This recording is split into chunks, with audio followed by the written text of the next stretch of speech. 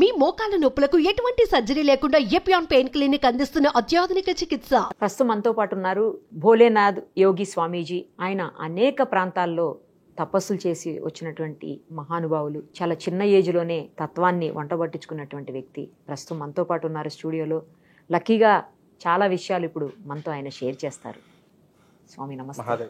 స్వామి, చాలా చిన్న ఏజ్ మీది చూస్తుంటే అర్థమవుతుంది. ఈ ఏజ్లో మీరు అసలు ఎందుకు ఈ రూట్లోకి రావాల్సి వచ్చింది? అంటే చిన్నప్పటి నుంచే కొద్దిగా ఈ ఆధ్యాత్మికత వైపు మనస్సు కొంచెం లగ్నమై ఉండేది అప్పుడప్పుడు. ఓకే. తర్వాత కొన్ని సందర్భాల్లో మాకు ఉపనయనం చేస్తారు, గాయత్రి మంత్రోపదేశం చేస్తారు. ఆ గాయత్రి మంత్రోపదేశం చేసిన తర్వాత నాకు వచ్చిన డౌట్ ఏంటంటే అసలు ఈ మంత్రం యొక్క అర్థం ఏమిటి, అది తెలుసుకోవాలనే కుతూహలం పెరిగింది. దాని తర్వాత సనాతన ధర్మంలో మనకి చిన్నప్పటి నుంచి కూడా ప్రతి పండగలకి ఏదో ఒక భగవంతుడిని అనేక విధాలుగా ఆరాధించటం అనేది మనకి అనేక సంవత్సరాల నుంచి వస్తుంది. ఈ సనాతన ధర్మం కేవలం అసలు ఈ రిచువల్సేనా, దీని వెనకాల ఇంకేమైనా ఉందా అనే క్యూరియాసిటీ డెవలప్ అయింది. దాంతో పాటుగా సరే నా దైనందిక జీవితం నడుస్తూనే ఉంది, ఒక పక్క ఇది నడుస్తూ ఉంది. ఒకానొక టైంలో నా అదృష్టవశాత్తు కొంతమంది మహానుభావుల్ని అడపాదడప వాళ్ళని కలవటం, నాకున్న చిన్న చిన్న అప్పటి నా బుద్ధి పరిపక్వతను బట్టి నేను నాకున్న సందేహాలని వారిని అప్రోచ్ అయ్యి వారి యొక్క సూచనల మేరకు కొన్ని డౌట్స్ తీర్చుకోవటం, ఇంకా లోతైన విషయాలు తెలుసుకునే ప్రయత్నం చేయటం. అట్లా కేవలం నా యొక్క పరిశోధనే కాకుండా అసలు యోగులు ఎట్లా ఉంటారు, అసలు వాళ్ళు యోగులుగా ఎందుకు మారారు, వీటికి కారణాలు ఏంటి అనేది తెలుసుకునే క్రమంలో నాకు అర్థమైంది ఏంటంటే ఇవి ఈరోజు ఏదో ఒక సంఘటన ద్వారా జరిగేది కాదు. అనేక జన్మల యొక్క సాధన ఫలితంగా కొంతమంది సడన్గా అట్లా బ్లాసమ్ అవుతారనమాట.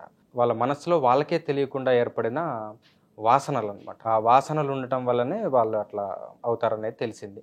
తర్వాత నేను డిసైడ్ చేసుకుంది ఏంటంటే కొన్ని సంఘటనల ఫలితంగా నా జీవితంలో ఇదే నాకు అల్టిమేట్ అని చెప్పని నేను డిసైడ్ చేసుకొని ఈ మార్గాన్ని ఎంచుకోవడం జరిగింది, ఆధ్యాత్మిక మార్గాన్ని. ఎంత ఏజ్లో ఇలా వెళ్ళిపోయారు మీరు? ఏం చదువుకున్నారు అసలు? ఇంగ్లీష్ చదువుకున్నాను. 2009 నుంచి నేను కొంచెం డీప్గా వెళ్ళానండి ఇందులో. తర్వాత 2015 నుంచి నేను అనేక మంది గురువుల దగ్గర వివిధ రకాలైన సాధనలు చేయడం జరిగింది. యోగం కావచ్చు, లేకపోతే వేరే దక్షిణాచారానికి సంబంధించిన తంత్రాలు కావచ్చు, ఇవన్నీ కూడా చేయటం జరిగింది. ఇంకా కంప్లీట్గా ఈ హఠయోగము, రాజయోగము, కుండలిని యోగము, తంత్రశాస్త్రము, మంత్రశాస్త్రము, వీటిలో కొంచెం ప్రావీణ్యం సంపాదించుకునే ప్రయత్నంలో అనేక మంది గురువుల యొక్క సహకారం వల్ల కొంచెం అందులో వెళ్ళటం జరిగింది. మీరు ఏదో బాగా చదువుకున్నట్టు అనిపిస్తుంది స్వామి. ఏం చదువుకున్నారు? పర్వాలేదు చెప్పండి. ఇంగ్లీష్ చదివాను. ఇంగ్లీష్ చదివే ఏం చదువుకున్నారు? అది చెప్పరా? సరే, మంత్రాలు తంత్రాలు ఇవన్నీ అసలు నిజంగా ఉంటాయా? ఉన్నాయండి. అంటే చిన్న లాజిక్ ఏంటంటే అవి ఒకవేళ అందులో నిజం లేకపోయి ఉంటే కనుక కొన్ని వేల సంవత్సరాల నుంచి మన దైనందిక జీవితంలో వాటి యొక్క ప్రభావం ఏమాత్రం లేకపోతే ఇవాళ ఎవడు పూజ చేయడు, అంతే కదండి, చిన్న లాజిక్. రెండోది, మంత్రం అంటే మననాత్రాయతే ఇది మంత్ర. ఎవరైతే దాన్ని నిరంతరం మననం చేస్తూ ఉంటారో వాళ్ళని అది త్రాయతే అంటే రక్షించుదు. మంత్రం చేసే వాళ్ళని ఖచ్చితంగా అది రక్షిస్తుంది. నా అనుభవంలో నేను ఖచ్చితంగా కొన్ని యాక్సిడెంట్స్ నుంచి రక్షించబడ్డాను. దాని తర్వాత చాలా అపాయాల నుంచి నాకు రక్షణ లభించింది. తాంత్రిక విద్యలు కూడా ఉంటాయా స్వామి? తాంత్రిక విద్యలు అంటే నేటి కాలంలో కొంతమంది వల్ల దానికి ఒక నెగిటివ్ కలర్ ఏర్పడింది, కానీ తంత్రాకి పాజిటివ్ యాంగిల్ ఉంది, నెగిటివ్ యాంగిల్ ఉంది. తాంత్రిక విద్యలు ఉన్నాయి, అవి మన దైనందిక జీవితంలో సుఖశాంతుల కోసం ఉపయోగించుకునే ఒక నాలెడ్జ్, టెక్నికల్ అప్లికేషన్ ఆఫ్ మంత్రశాస్త్ర తంత్ర. అంటే అలా నేర్పించే వాళ్ళు ఉన్నారా ఇప్పటికీ? ఉన్నారండి. అది బెనారస్ ఒకటి, అంటే కాశీ, కామాఖ్య, జార్ఖండ్లో రాజ్గర్ జంగిల్స్ దగ్గర చిన్నమస్తా ఆలయం ఒకటి ఉంది, దాని దగ్గర ఉజ్జయిని, శ్రీశైలము, అక్కడ ఇప్పటికీ అందులో ఉత్తీర్ణులైన మహానుభావులు ఉన్నారు. కానీ వాళ్ళు దొరకటం, వాళ్ళ దగ్గర మనం అభ్యసించడం అనేది మన యొక్క అదృష్టం మీద ఆధారపడి ఉంటుంది. ఎందుకంటే వాళ్ళ కవచంగా ఒక బ్యాచ్ ఉంటుంది, వాళ్ళ దాకా ఒక బ్యాచ్ మనల్ని బోనిరు. ఆ బ్యాచ్ ఎవరంటే దొంగ బాబాలు, దొంగ తాంత్రికులు. విద్యలలో ఏదో చిన్న చిన్న మిరకిల్స్ సాధించి వీళ్ళు ఏం చేస్తారంటే వాళ్ళు కనబడరు, వాళ్ళేమో మిరకిల్స్ ఏం చూపెట్టరు అంత తొందరగా. వీళ్ళు ఏం చేస్తారంటే ఎవరు కొత్తగా వచ్చినా కానీ వాళ్ళకి ఏదో ఒకటి చూపించేసి వాళ్ళని అట్రాక్ట్ చేస్తారు. సో వీళ్ళు ఇక్కడే లాక్ అయిపోతారు. Okay okay. నిజమైన అభ్యాసం చేద్దాం అనుకున్న వాళ్ళే వాళ్ళ దాకా వెళ్ళగలరు, లేకపోతే ఇక్కడ వీళ్ళ దగ్గర లాక్ అయిపోతారు. మీరు ఎక్కడెక్కడ చేశారు స్వామి తపస్సు? ముఖ్యంగా కాశీ, శ్రీశైలము, పూరి, ఈ 3 క్షేత్రాల్లో ఎక్కువగా చేశాను. ఇంకా మిగతా కొన్ని. మీ ఆరాధ్య దైవం ఎవరు? శివయ్యనా? శివుడు, ఇంకా వేరేవి చాలా ఉన్నాయి. శివుడే మెయిన్ ఇంట్రెస్ట్. ఎక్కువ బాబాలకి, మాంక్స్కి, లేకపోతే ఇట్లా సన్యాసుల్లాగా అయిపోయే వాళ్ళకి అందరికీ కూడా ఆయనే ఎక్కువ దైవంగా ఎందుకు భావిస్తారు శివయ్యనే? కేవలం శివుడు అనేది ఎక్కడా లేదు, అందరినీ పూజిస్తూనే ఉంటారు. శివుడు కొంచెం నిరాకారానికి సంబంధించిన ఎక్కువగా ఉంటుంది అన్నమాట శివుడి తత్వంలో. అన్ని దేవతామూర్తులకి చేతులు, కాళ్ళు, ఆయుధాలు ఇవన్నీ ఉంటాయి. అమ్మవారు కావచ్చు, విష్ణువు కావచ్చు, ఇవన్నీ. స్వామి, ఒక శివుడు అంటే నిరాకారం అంటే డైరెక్ట్ దాన్ని పట్టుకోలేము, కానీ ఇన్ బిట్వీన్ లో కూడా ఆయన ఉంటాడు. శివలింగం ఉంది, దానికి చేతులు, కాళ్ళు, ఆయుధాలు ఉండవు. లింగాకారం ఉంది, తల, మొండ ఇవన్నీ ఏమి ఉండవు. అది రూపం కాదు, పోనీ కంప్లీట్ అసలు రూపమే లేదనుకుంటామా, కానీ ఒక రూపం ఉంది. అందుకనే దాన్ని in between transition state of అప్లికేషన్లో దాన్ని అరూప రూపి అని చెప్పని అంటారు శివలింగాన్ని. అరూప రూపి. ఆ శివుడు అంటే ఏంటంటే ఈ రూపముల నుంచి నిరాకార చైతన్యంలోకి వెళ్ళటానికి ఒక బ్రిడ్జ్ లాగా ఉపయోగపడుతుంది ఆ శివలింగం. Okay okay. అందుకనే దాని ట్రాన్సిషన్ ఫేస్. స్వామి, ఈ రూట్ లో రావడానికి మీ ఇంట్లో ఒప్పుకున్నారా? ఖచ్చితంగా. అవునా? ఒప్పుకుంది, అసలు రాకూడదు. అమ్మ నాన్నగారు అందరూ సపోర్ట్ చేశారా? నాన్నగారు లేరు, వాళ్ళు ఆయన శివాక్యం చెందారు. అమ్మగారు ఒప్పుకున్నారు. మీరు ఇప్పుడు ఎందుకు వచ్చారు మన అంటే ఇక్కడికి ఎందుకు వచ్చారు? మళ్ళీ వెళ్ళిపోతారా? నా మిత్రులు కొంతమంది, కొంచెం నేనేదో యోగాభ్యాసం చేస్తుంటే కొంతమందికి ఏదో చిన్న చిన్న క్రియలు చేయించానండి తెలిసిన వాళ్ళకి. అది వాళ్ళకి నచ్చింది. ఇంకా కొంతమందికి మీరు కొన్నాళ్ళు ఇక్కడ ఉండి చేయించవచ్చు కదా అని చెప్పని, నేను చలికాలంలో కాశీలో ఉండలేదు, అక్కడ కొంచెం చలి ఎక్కువగా ఉంది, మా అమ్మగారికి కొద్దిగా ఇబ్బందిగా ఉంటుందని చెప్పని నేను ఇటు సౌత్ ఇండియాకి మళ్ళీ. అమ్మగారు కూడా మీతో పాటే ఉంటారా? అయితే నేను ఇటు వచ్చినప్పుడు నా ద్వారా కొంతమందికి కొన్ని క్రియలు చేయించేవాళ్ళు. అంటే మేము పేగులు క్లీనింగ్, ఫుడ్ పైప్ క్లీనింగ్, ఈ శంఖ ప్రక్షాళనని, దాని తర్వాత ఈ చాలా యోగాభ్యాసాల్లో కొంతమందికి ట్రైనింగ్ ఇచ్చేవాడిని నేను యోగా తోటి. మరి యోగా చెయ్యలేని వాళ్ళు అనారోగ్యం పాలైతే అప్పుడు పరిస్థితి ఏంటి స్వామి? మంత్రదీక్ష ఇచ్చేవాడిని. అది కూడా చేయలేకపోతే వాళ్ళ పార్ట్నర్స్ చేయొచ్చా? చేయొచ్చు. అంటే భర్త చేయలేకపోతే భార్య, భార్య చేయలేకపోతే భర్త, ప్రొవైడెడ్ నిజంగానే వాళ్ళు చేయలేకపోతే. నిజంగా చేయలేని పరిస్థితి అయితేనే నేను అనేది. చేయొచ్చు. అట్లా కూడా దానికి రిజల్ట్ ఉంటుందా? It works. ఎందుకంటే ఒక ఎగ్జాంపుల్ ఉంది, చెప్పండి. ఒక ఫ్యామిలీ మ్యాన్ శృంగేరిలో చంద్రశేఖర భారతీ స్వామి వారు అని చెప్పి 34వ జగద్గురు శృంగేరి పీఠానికి, ఆయన దగ్గరికి వెళ్తే ఆ గృహస్థుడికి ఏంటంటే వాళ్ళ ఆవిడకి అనారోగ్య సమస్య ఉంది. ఆయన ఆంధ్రాకి చెందిన వ్యక్తి.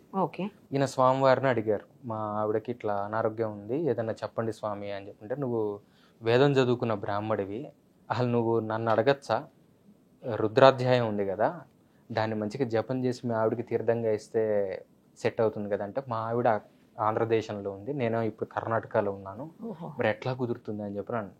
ఏముంది, మంత్రం అనేది సర్వ చైతన్యం కదా, అది ఇక్కడ నుంచి అక్కడికి వెళ్ళడానికి దానికి బస్ టికెట్ అవసరం లేదు, ఆ శక్తి ఎట్లయినా ట్రావెల్ అవుతుంది, నువ్వు గోత్రనామాలు అవన్నీ చెప్పేదే దానికోసం కదా, నువ్వు చెప్పి అది ఫలితం వర్తిస్తుంది అని చెప్పి స్వామివారు చెప్పారు. So we can take that as authentic thing అనమాట. ఎందుకంటే ఆయన చెప్పిన ఆయన మామూలు వ్యక్తి కదా, ఆయన సాక్షాత్ శివుడు. ఎక్కడ ఉంటారు స్వామి? ఆయన ఇప్పుడు శరీరం విడిచారు కానీ ఆయన శృంగేరి జగద్గురువులు అండి. వాళ్ళ అందరూ ఉంటారు, శంకరాచార్యులతో సమానమే. అది శివుడే మానవ రూపంలో వచ్చినట్టు వాళ్ళు ఏం చెప్పారంటే అది ఫైనల్. నిజంగా అనారోగ్యం పాలైన వాళ్ళకి, లేకపోతే ఏదన్నా బాగా హెల్త్ ప్రాబ్లమ్స్ ఉన్న వాళ్ళకి ఎక్కడ చూడలేదు కానీ విన్నాను నేను, బాగా అసలు ఇంకొక కొద్ది రోజుల్లోనే చనిపోతారు అనుకున్న వాళ్ళను కూడా కొంతమంది మాంక్స్ బ్రతికించినటువంటి సందర్భాలు ఉన్నాయి అని విన్నాను నేను. అవును, యుక్తేశ్వర్ గిరి అని చెప్పి పరమహంస యోగానంద క్రియాయోగా గురించి విన్నారు? విన్నానండి. దాన్ని బాగా ప్రాచుర్యంలోకి తీసుకొచ్చింది పరమహంస యోగానంద స్వామి. వాళ్ళ యొక్క గురువు గారు, ప్రత్యక్ష గురువు స్వామి యుక్తేశ్వర్ గిరి.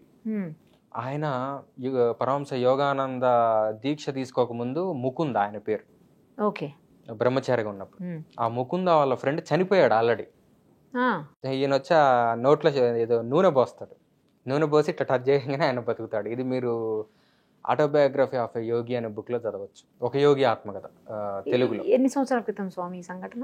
Recently I think so 50 years back అనుకుంటా. తర్వాత ఇంకా చాలా అనేక మంది చేశారు. ఎందుకంటే మన పుట్టపర్తి సాయిబాబా ఉన్నారా, సత్య సాయిబాబా, అవును సార్. ఆయన అందరూ ఇలా అంటే విభూది వస్తుంది అంటారు కదా, అవును స్వామి. అదే అందరికీ తెలుసు. ఆయన ఇలా అంటే కూడా ఒక మౌంటైన్ అంత విభూది వచ్చేది, ఇది బయట అందరికీ తెలియదు. ఆయన సిద్ధపురుషుడే. అయితే ఆయన సమాధి చెందిన తర్వాత ఆయన సమాధి మీద ఆయన విభూది మొత్తం పోసేశారు. ఒక వ్యక్తి ఓకే. ఇంత విభూది తెచ్చుకున్నాడు, ఒక వ్యక్తి, ఇంకెవరిని ముట్టుకొని ఇవ్వలే. ఆయన కూడా ఎవరికి తెలియకుండా తెచ్చుకున్నారు, వారి పేరు నేను చెప్పను. ఓకే. ఆయన ద్వారా ఇంకొక ఆయనకి చేరింది ఆ విభూది, అందులో ఇంత. ఆయనకి ఎంతో కొంచెం డబ్బు కొద్దిగా ఇబ్బంది ఉండేది. ఆ విభూది ఇంటికి వచ్చిన దగ్గర నుంచి లక్ష్మీ కటాక్షం విపరీతంగా పెరిగింది. విభూదికి అంత శక్తి ఉంటుంది. ఆ విభూతిని ఇచ్చిన వాళ్ళే కాబట్టి దీనికంటే ఎక్కువ శక్తి వాళ్ళకు ఉంటుంది, సిద్ధ పురుషులు కాబట్టి. సో ఈ రోజుల్లో కూడా సాధ్యమే, అయితే అనారోగ్యాన్ని ఆరోగ్యంగా మార్చడం అనేది సాధ్యమే. అలాంటి ఉదాహరణలు చాలానే ఉన్నాయి. అంటే ఎవరో చెప్తే విన్నాను స్వామి నేను. అలా వాళ్ళు కాసేపు మంత్రం చదివితేనే వాళ్ళ ఒంట్లో ఉన్న జబ్బు మొత్తం పోయి, అసలు మెడికల్ రికార్డ్స్ కూడా ఏమైంది, ఇంతకు ముందు ఇలా ఉంది, ఇప్పుడు ఇలా ఎలా అయింది, వాళ్ళే డాక్టర్స్ ఆశ్చర్యపోయారు. నేనైతే ఒకటి విట్నెస్ చేశానండి. రామకృష్ణ యతీంద్రులని మా గురువు గారు, ఆయన దగ్గరకు ఒక పిల్లవాడు వచ్చాడు. అతనికి క్యాన్సర్ ఫస్ట్ స్టేజ్ ఉండేది. అయితే గురువు గారు నాకు క్యాన్సర్ ఉంది, ఆయన మీటింగ్ కూడా ఫస్ట్ మీటింగే ఈయనతోటి వచ్చింది కూడా క్యాన్సర్ గురించి, ఆధ్యాత్మికత గురించి గానే కాదు. ఇది నిజంగా జరిగిన విషయం. ఇది తగ్గించాలండి మీరు అంటే, ఈయన కూడా జనరల్ గా అంత ఎవరిని అసలు దగ్గర రానియరు, అసలు ఎవరిని కలవరు. అప్పుడు ఎందుకు అట్లా చేశారో తెలియదు. ఏం చేశారంటే ఒక క్లాత్ తీసుకున్నారు, పక్కన ఏదో క్లాత్ ఉంటే దాన్ని ఇలా చింపారు, పోయింది పో అని చెప్పని అన్నారు. ఇక మళ్ళీ నాకు కనపడకన్నారు. తర్వాత ఆయన్ని మేము ఫాలో చేసి మేము ఎంక్వైరీ చేస్తే తర్వాత అదే రిజల్ట్స్ అవి చూస్తే లేదు, ఇది నిజంగా జరిగింది, నేను విట్నెస్ చేసిన దాంట్లో. ఇవి ఇంకా చిన్న చిన్నవే, ఇంకా చాలా ఉంటాయి. అయితే ఇంకొకటి ఏంటంటే, ఇది జబ్బులు తీసుకోవటం ఒకటి, అది క్లియర్ చేయటం ఒకటి. ఒక్కొక్కసారి ఏమవుతుందంటే కర్మని నలిఫై చేసేటట్టుంటేనే ఇలా చేస్తారు. ఒకవేళ ఆ కర్మ ఖచ్చితంగా అనుభవించవలసే ఉంటుంది అంటే కనుక దాన్ని 2 రకాలు చేయొచ్చు. ఒకటి, వచ్చే జన్మకి దాన్ని ట్రాన్స్ఫర్ చేస్తారు, దాన్ని ఆపుతారు ప్రస్తుతానికి. రెండోది, అది కుదరదు ఎట్టి పరిస్థితుల్లో, ఎందుకంటే వచ్చే జన్మలో ఇది గనక ఉంటే వాడు ఆ క్షణమే చచ్చే పరిస్థితి. ఎందుకంటే ఇదే కాకుండా ఇంకా చాలా కర్మ ఉంటుందిగా వాడు భరించాల్సింది. ఒకేసారి తలకాయ నొప్పి, ఒకేసారి మోషన్స్, ఒకేసారి జ్వరము, అన్ని కరోనా, అన్ని రోగాలు ఒకేసారి వస్తే వాడు పోతాడు. కాబట్టి అట్లా బ్యాలెన్స్ చేయడానికి వాళ్ళు, అది కూడా కుదరకపోతే అప్పుడు ఏం చేస్తారంటే, ఆ శిష్యుడు విపరీతమైన సేవ గనక ఈ స్వామీజీ గనక చేసి ఉంటే గనక ఆ రుణం కట్ చేయడానికి వీళ్ళు ఏం చేస్తారంటే అది వీళ్ళే అనుభవిస్తారు. ఇవాళ రోజున ఎక్కువగా ఇదే జరుగుతుంది. షిరిడి సాయిలో చూడొచ్చు. ఇది రామకృష్ణ పరమహంస గొంతు క్యాన్సర్ ఆయనది కాదు, రమణ మహర్షికి సర్కోమా ఆయనది కాదు, వేరే వాళ్ళది వీళ్ళు అనుభవించారు. వివేకానందకి 45 రోగాలు ఉన్నాయి, అందులో ఆయనవి కొన్ని మాత్రమే, అలా వాళ్ళు తీసుకుంటారు. రాజుగారు అని ఆంధ్రాలో ఉండేవారు, ఇప్పుడు లేరు. వాళ్ళ రిలేటివ్స్లో ఒకరికి జాబ్ కావాలన్నమాట. అయితే ఈయన చేస్తే ఏమవుతుందంటే స్వార్థానికి ఉపయోగించుకున్నట్టుగా ఉంటుంది. విద్య చేయొచ్చు, కానీ ఆ రక్త సంబంధీకులకే ఉపయోగిస్తే స్వార్థానికి ఉపయోగించుకుంటున్నట్టని అట్లా ఎథికల్గా అట్లా ఉపయోగించుకోకుండా ఇంకొక పెద్ద ఆయన ఏమన్నారంటే, అయ్యా కొద్దిగా వీరికి కాస్త చూడండి ఉపాధి, నేను కావాలంటే మీ కర్మలు నాకు దారిపోయండి అని చెప్పని అన్నారు. నేను విన్నాను. అంటే వాళ్ళ దుష్కర్మలు ఏమన్నా ఉంటే వీళ్ళు తీసుకొని దాన్ని నలిఫై చేసుకోగలరు. అలాంటివి ఇప్పటికీ ఉన్నాయి. మనకు అనుభవం లేదు కాబట్టి లేదనుకోకూడదు. అది ఎలాంటిది అంటే, నేను హిమాలయాలను చూడలేదు కాబట్టి అవి లేవు అనుకోవటం లాంటిది. యోగులు కావచ్చు, సాధువులు కావచ్చు, లేకపోతే ఇలా మాంగ్స్ ఎవరైతే ఈ రూట్ లో ఉంటారో, అందరూ కాదు, అందులో చాలా మంది ఫుడ్ తినరు, అసలు కేవలం గాలిని మాత్రమే తీసుకుంటూ, కొంతమంది వాటర్ తాగితే కొంతమంది అసలు అది కూడా తీసుకోరు అని విన్నాను నేను. నిజమేనా స్వామి? నిజం. అంటే చాలా తక్కువగా దొరుకుతారు అటువంటి వాళ్ళు. మీకు గిరిబాల అని చెప్పి మళ్ళీ ఒక యోగి ఆత్మకథలో ఒక ఆవిడ ఉంటుంది. ఈవిడ బాగా ఫుడ్ ఎక్కువగా తీసుకునేది అనమాట. వాళ్ళ అత్తగారు ఈవిడ్ని తిట్టేది, ఎప్పుడు తిండి పిచ్చి నీకు అని చెప్పని. ఒకరోజు ఆవిడ అసలు నాకు తిండే వద్దని చెప్పని భీష్మించుకుంది. అయితే ఈవిడ వెళ్ళి ఏం చేసింది, గుళ్ళో కూర్చొని ఏడుస్తూ ఉంది. సడన్ గా ఒక స్వామీజీ వచ్చి ఈవిడకి సూర్యుడి నుంచి డైరెక్ట్ గా ఎనర్జీ తీసుకునే ఒక ప్రాణ విద్యను నేర్పిస్తాడు. అది ఈవిడ ప్రాక్టీస్ చేసి ఆవిడ జీవిత కాలంలో అసలు ఫుడ్ వాటర్ కూడా తీసుకోలేదు. గిరిబాల ఆవిడ పేరు. ఆవిడ్ని పరమహంస యోగానంద కూడా వచ్చి టెస్ట్ చేస్తారు. తర్వాత దేవరాహ బాబా, ఆయన దగ్గర మన first president of India doctor Rajendra Prasad వాళ్ళ తండ్రితో వెళ్ళాడు. తర్వాత మన్నీ మధ్యన సోనియా గాంధీ వాళ్ళ పిల్లలతో సహా మన్నీ మధ్యన దాకా కూడా ఆయన శిష్యులే. ఆయన దగ్గర ఒక 650 years బతికాడు. ఆయన కూడా ఫుడ్ తీసుకునేవాడు కాదు. ఎందుకు మా రామకృష్ణ యతీంద్రులు కూడా ఫుడ్ తీసుకునేవాడు కాదు. ఎప్పుడో జీవితంలో 1-2 సార్లు వెలగపండు తినేవాడు అంతే. మేము చూసింది అయితే అది. మీ గురువు గారు అది కూడా శ్రీశైలం వచ్చినప్పుడు వెలగపండు తిన్నాడు అంతే. ఇప్పుడు ఉన్నారండి? లేరు. సాధువుల్లో కొంతమంది 300 ఏళ్ళు 400 ఏళ్ళు అలా 100 ఏళ్ళ పాటు బ్రతుకుతారు అని చెప్తున్నారు. నిజమా అది? అలా ఉంటారా? ఉంటుంది. మనం చూడొచ్చా వాళ్ళని, కలవచ్చా అలాంటి వాళ్ళని? వాళ్ళ అవకాశం ఇస్తే కలవచ్చు. అది ఎలా జరుగుతుందంటే ఆ ప్రాసెస్, దేవరాహ బాబాని ఇంటర్వ్యూ చేస్తారు ఒకళ్ళు. ఆ ఇంటర్వ్యూలో ఆయన చెప్పింది ఏంటంటే యోగంలో మహాముద్ర, మహాబంధ, మహావేద ఇదొక త్రిపుటి, ఒక సెట్ అన్నమాట. ఇది శరీరంలో రుగ్మతలు తీసేస్తుంది. వీటితో పాటు కొన్ని అమోఘమైన ప్రాణాయామాలు ఉన్నాయి. వాటి వల్ల ఏమవుతుందంటే లైఫ్ పెరుగుతూ ఉంటుంది నిరంతరం. దీంతో పాటు వాళ్ళు కాయకల్ప చికిత్స అని ఉంటుంది. ఆ కాయకల్ప చికిత్స చేసుకుంటే వజ్ర శరీరం అవుతుంది. ఇక శరీరానికి ముసలితనం రాదు. ఇదేమో ఆయుర్వేదానికి సంబంధించింది. ఇంతకుముందు చెప్పిందేమో యోగానికి సంబంధించింది. మంత్రం ద్వారా కూడా చేసుకుంటారు. మంత్రం ద్వారా ఇందాక చెప్పిన రాజుగారు మంత్రం ద్వారా పొందాడు. ఆయన 25 years ఆయనకి జుట్టు నెరవలేదు. తర్వాత మీకు ఆఫ్ ద రికార్డ్ నేను ఒక వ్యక్తిని చూపిస్తాను. ఒక 60 years ఉంటాయి, గడ్డం మీసం నెరవల. ఇప్పటికి ఆఫ్ ద రికార్డ్ చూపిస్తాను. వారి పేరు నేను బయటికి చెప్పాను. కాలహరణ విద్య ఉంది ఆయన దగ్గర. కొంతకాలం వాళ్ళు దాని స్టాండ్ బై మోడ్ లో ఉంచుకుంటారు. మళ్ళీ తర్వాత అంటే నేను తెలుసుకుంది ఏంటంటే వాళ్ళ గురువు వాళ్ళకి ఇచ్చింది ఓన్లీ 25 years మాత్రమే. 25 years తర్వాతే అది పనిచేయదు. వీళ్ళందరూ గురువుల దగ్గర సాధన చేస్తేనే ఇవన్నీ సాధ్యమవుతాయి, లేకపోతే కాదు. అస్సలు సాధన లేనిది అయ్యే పనులు కావు. గురువుల దగ్గరే సాధన చేయాలా? వాళ్ళకి వాళ్ళు స్వచ్ఛందంగా ఒక్కళ్ళు ఒంటరిగా చేసుకోవచ్చా సాధన? అంటే అప్పుడు రూట్ మ్యాప్ ఉండదు కదా, ఎలా వెళ్ళాలి ఏమిటి అనేది. సడన్ గా వీడు సాధన చేస్తూ ఉంటాడు, ఏదో అవాంతరం వస్తుంది. అప్పుడు దాన్ని ఎట్లా రెక్టిఫై చేసుకోవాలనేది వీళ్ళకి తెలియకపోతే ఇబ్బంది కదా. మరి గురువుల దగ్గర సాధన చేస్తూ కూర్చుంటే వీళ్ళ జీవితం అంతా అయిపోతుంది అక్కడే. మీరు అన్నట్లుగా మాంగ్స్ కి సన్యాసులకి ఏంటంటే వాళ్ళ జీవితమే వద్దనుకున్న వాళ్ళు అచ్చం అక్కడ కమిట్ అయిపోతారు. మరి ఇంకా అలాంటి వాళ్ళకి ఈ సాధన చేసి ముసలితనం వద్దు, ఇంకోటి వద్దని ఎందుకు అసలు? వాళ్ళకి ఇంకా అవసరమే లేదు కదా, వాళ్ళు ఎన్ని వద్దనుకునే కదా వెళ్ళిపోయారు. ఎవరైతే వద్దు అనుకుంటారో, మన మానవ ప్లేన్ పైన ఇమ్మీడియట్ ప్లేన్ దేవతలు కాదు, ఇంకో ప్లేన్ ఉంది, సిద్ధాశ్రమం. శంబాల అని మీరు వినే ఉంటారు. శంబాల అని ఇట్లాంటివి నిరంతర జీవితం మొత్తం తపస్సుకే అంకితం చేసుకున్న మనుషులు అనమాట.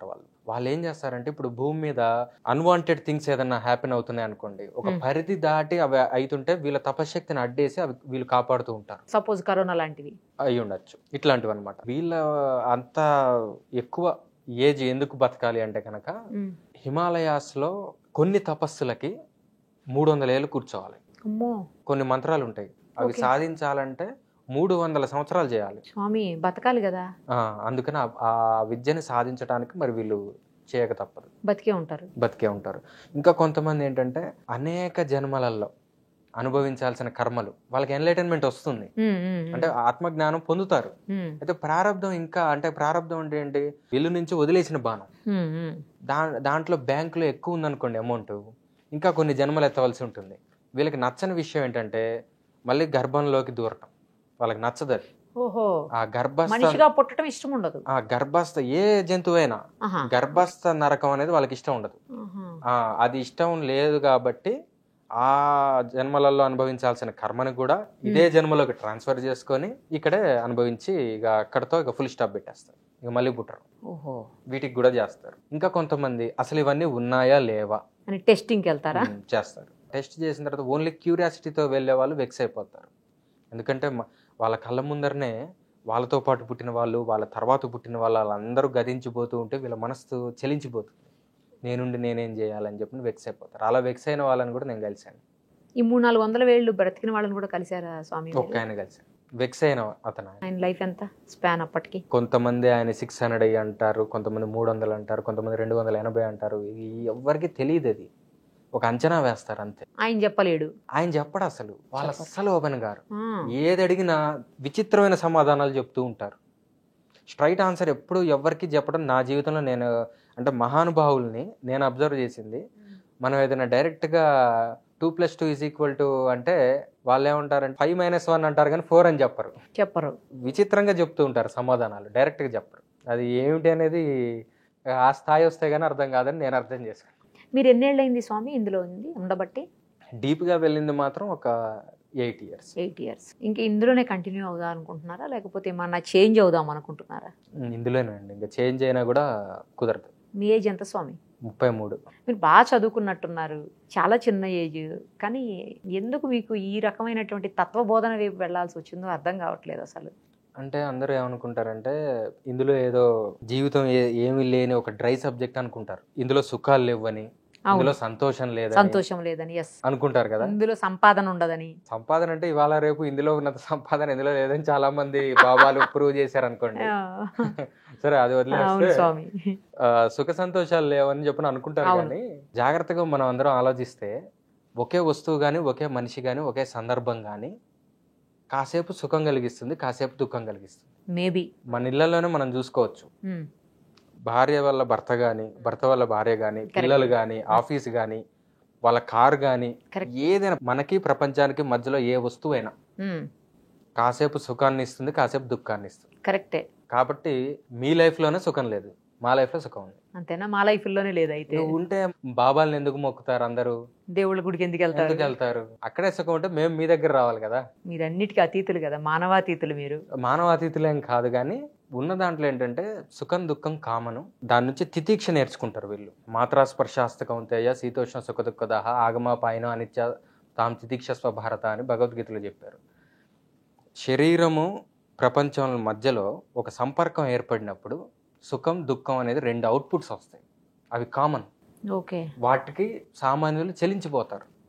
అమ్మో నాకు ఇది అయిపోయింది, ఇప్పుడు వచ్చే సంవత్సరం ఇంకా జనవరిలోనే ఉగాది పంచాంగం తెప్పించుకొని చూసే వాళ్ళు ఉంటారు. కరెక్ట్. అంత యాంగ్జైటీ తోటి ఈ అమ్మ ఏమవుతుందో అని చెప్పిన ఒక భయంతో, యాంగ్జైటీ తోటి ఆనందాన్ని ఇటు దుఃఖాన్ని రెండింటినీ తట్టుకోలేరు.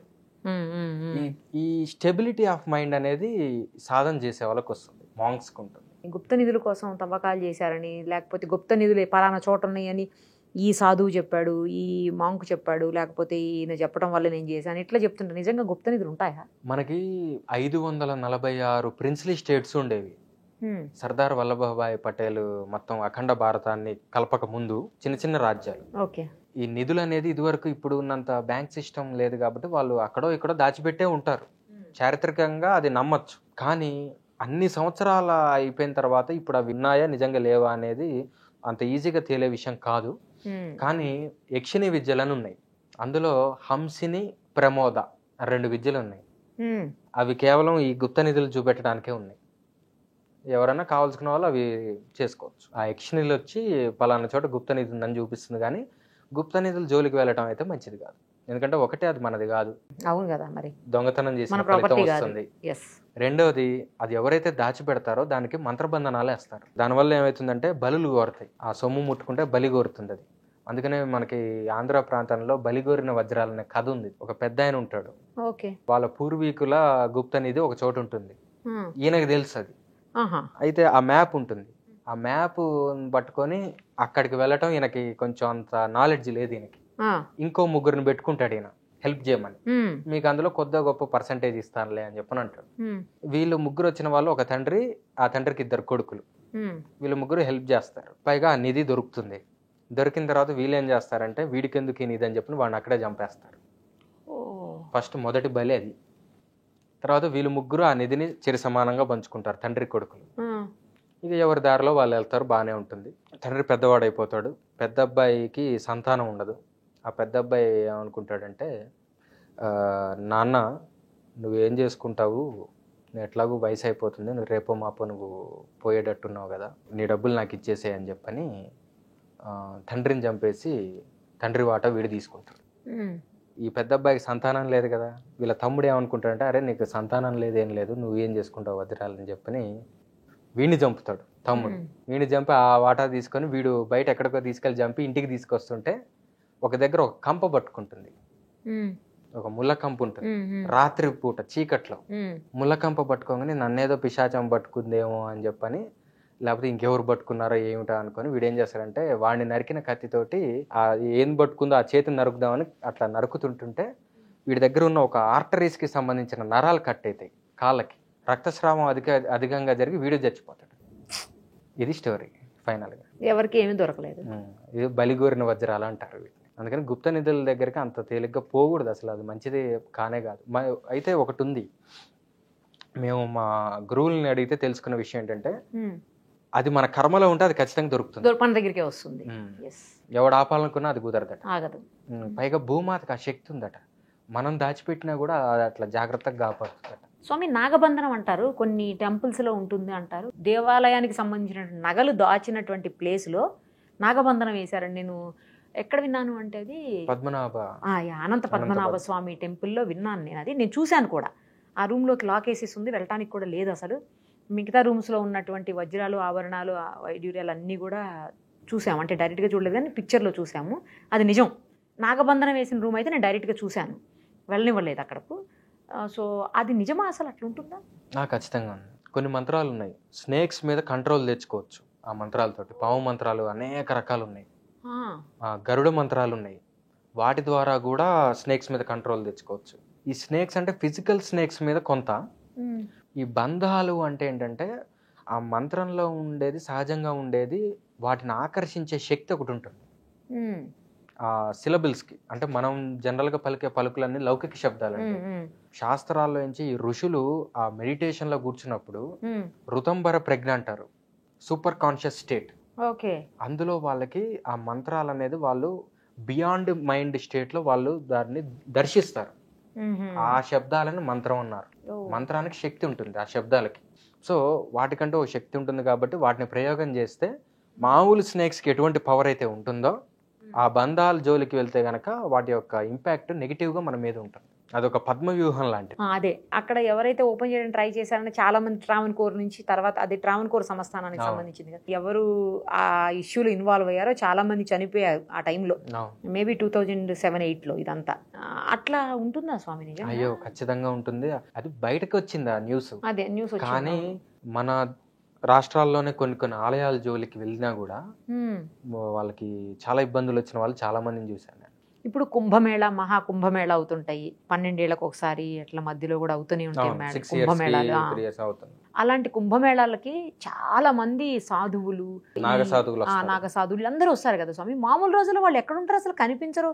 ఒక్కసారి అన్ని వేల మంది ఎట్లా వస్తున్నారు? ఎక్కడి నుంచి వస్తున్నారు అసలు? Haridwar, Himalayas, lower Himalayas, mid range Himalayas, ఇట్లా అనేక ప్రాంతాల్లో ఉంటారు వాళ్ళు. కుంభ వచ్చినప్పుడు వాళ్ళు వస్తే వాళ్ళకి విడిది అనేది గవర్నమెంట్ ఏర్పాటు చేస్తుంది కొన్ని చోట్ల. అవును, కొన్ని చోట్ల ఆల్రెడీ వాళ్ళ కోసం అని కొన్ని బిల్డింగ్స్ కట్టే ఉంచారు, కట్టి వదిలేశారు.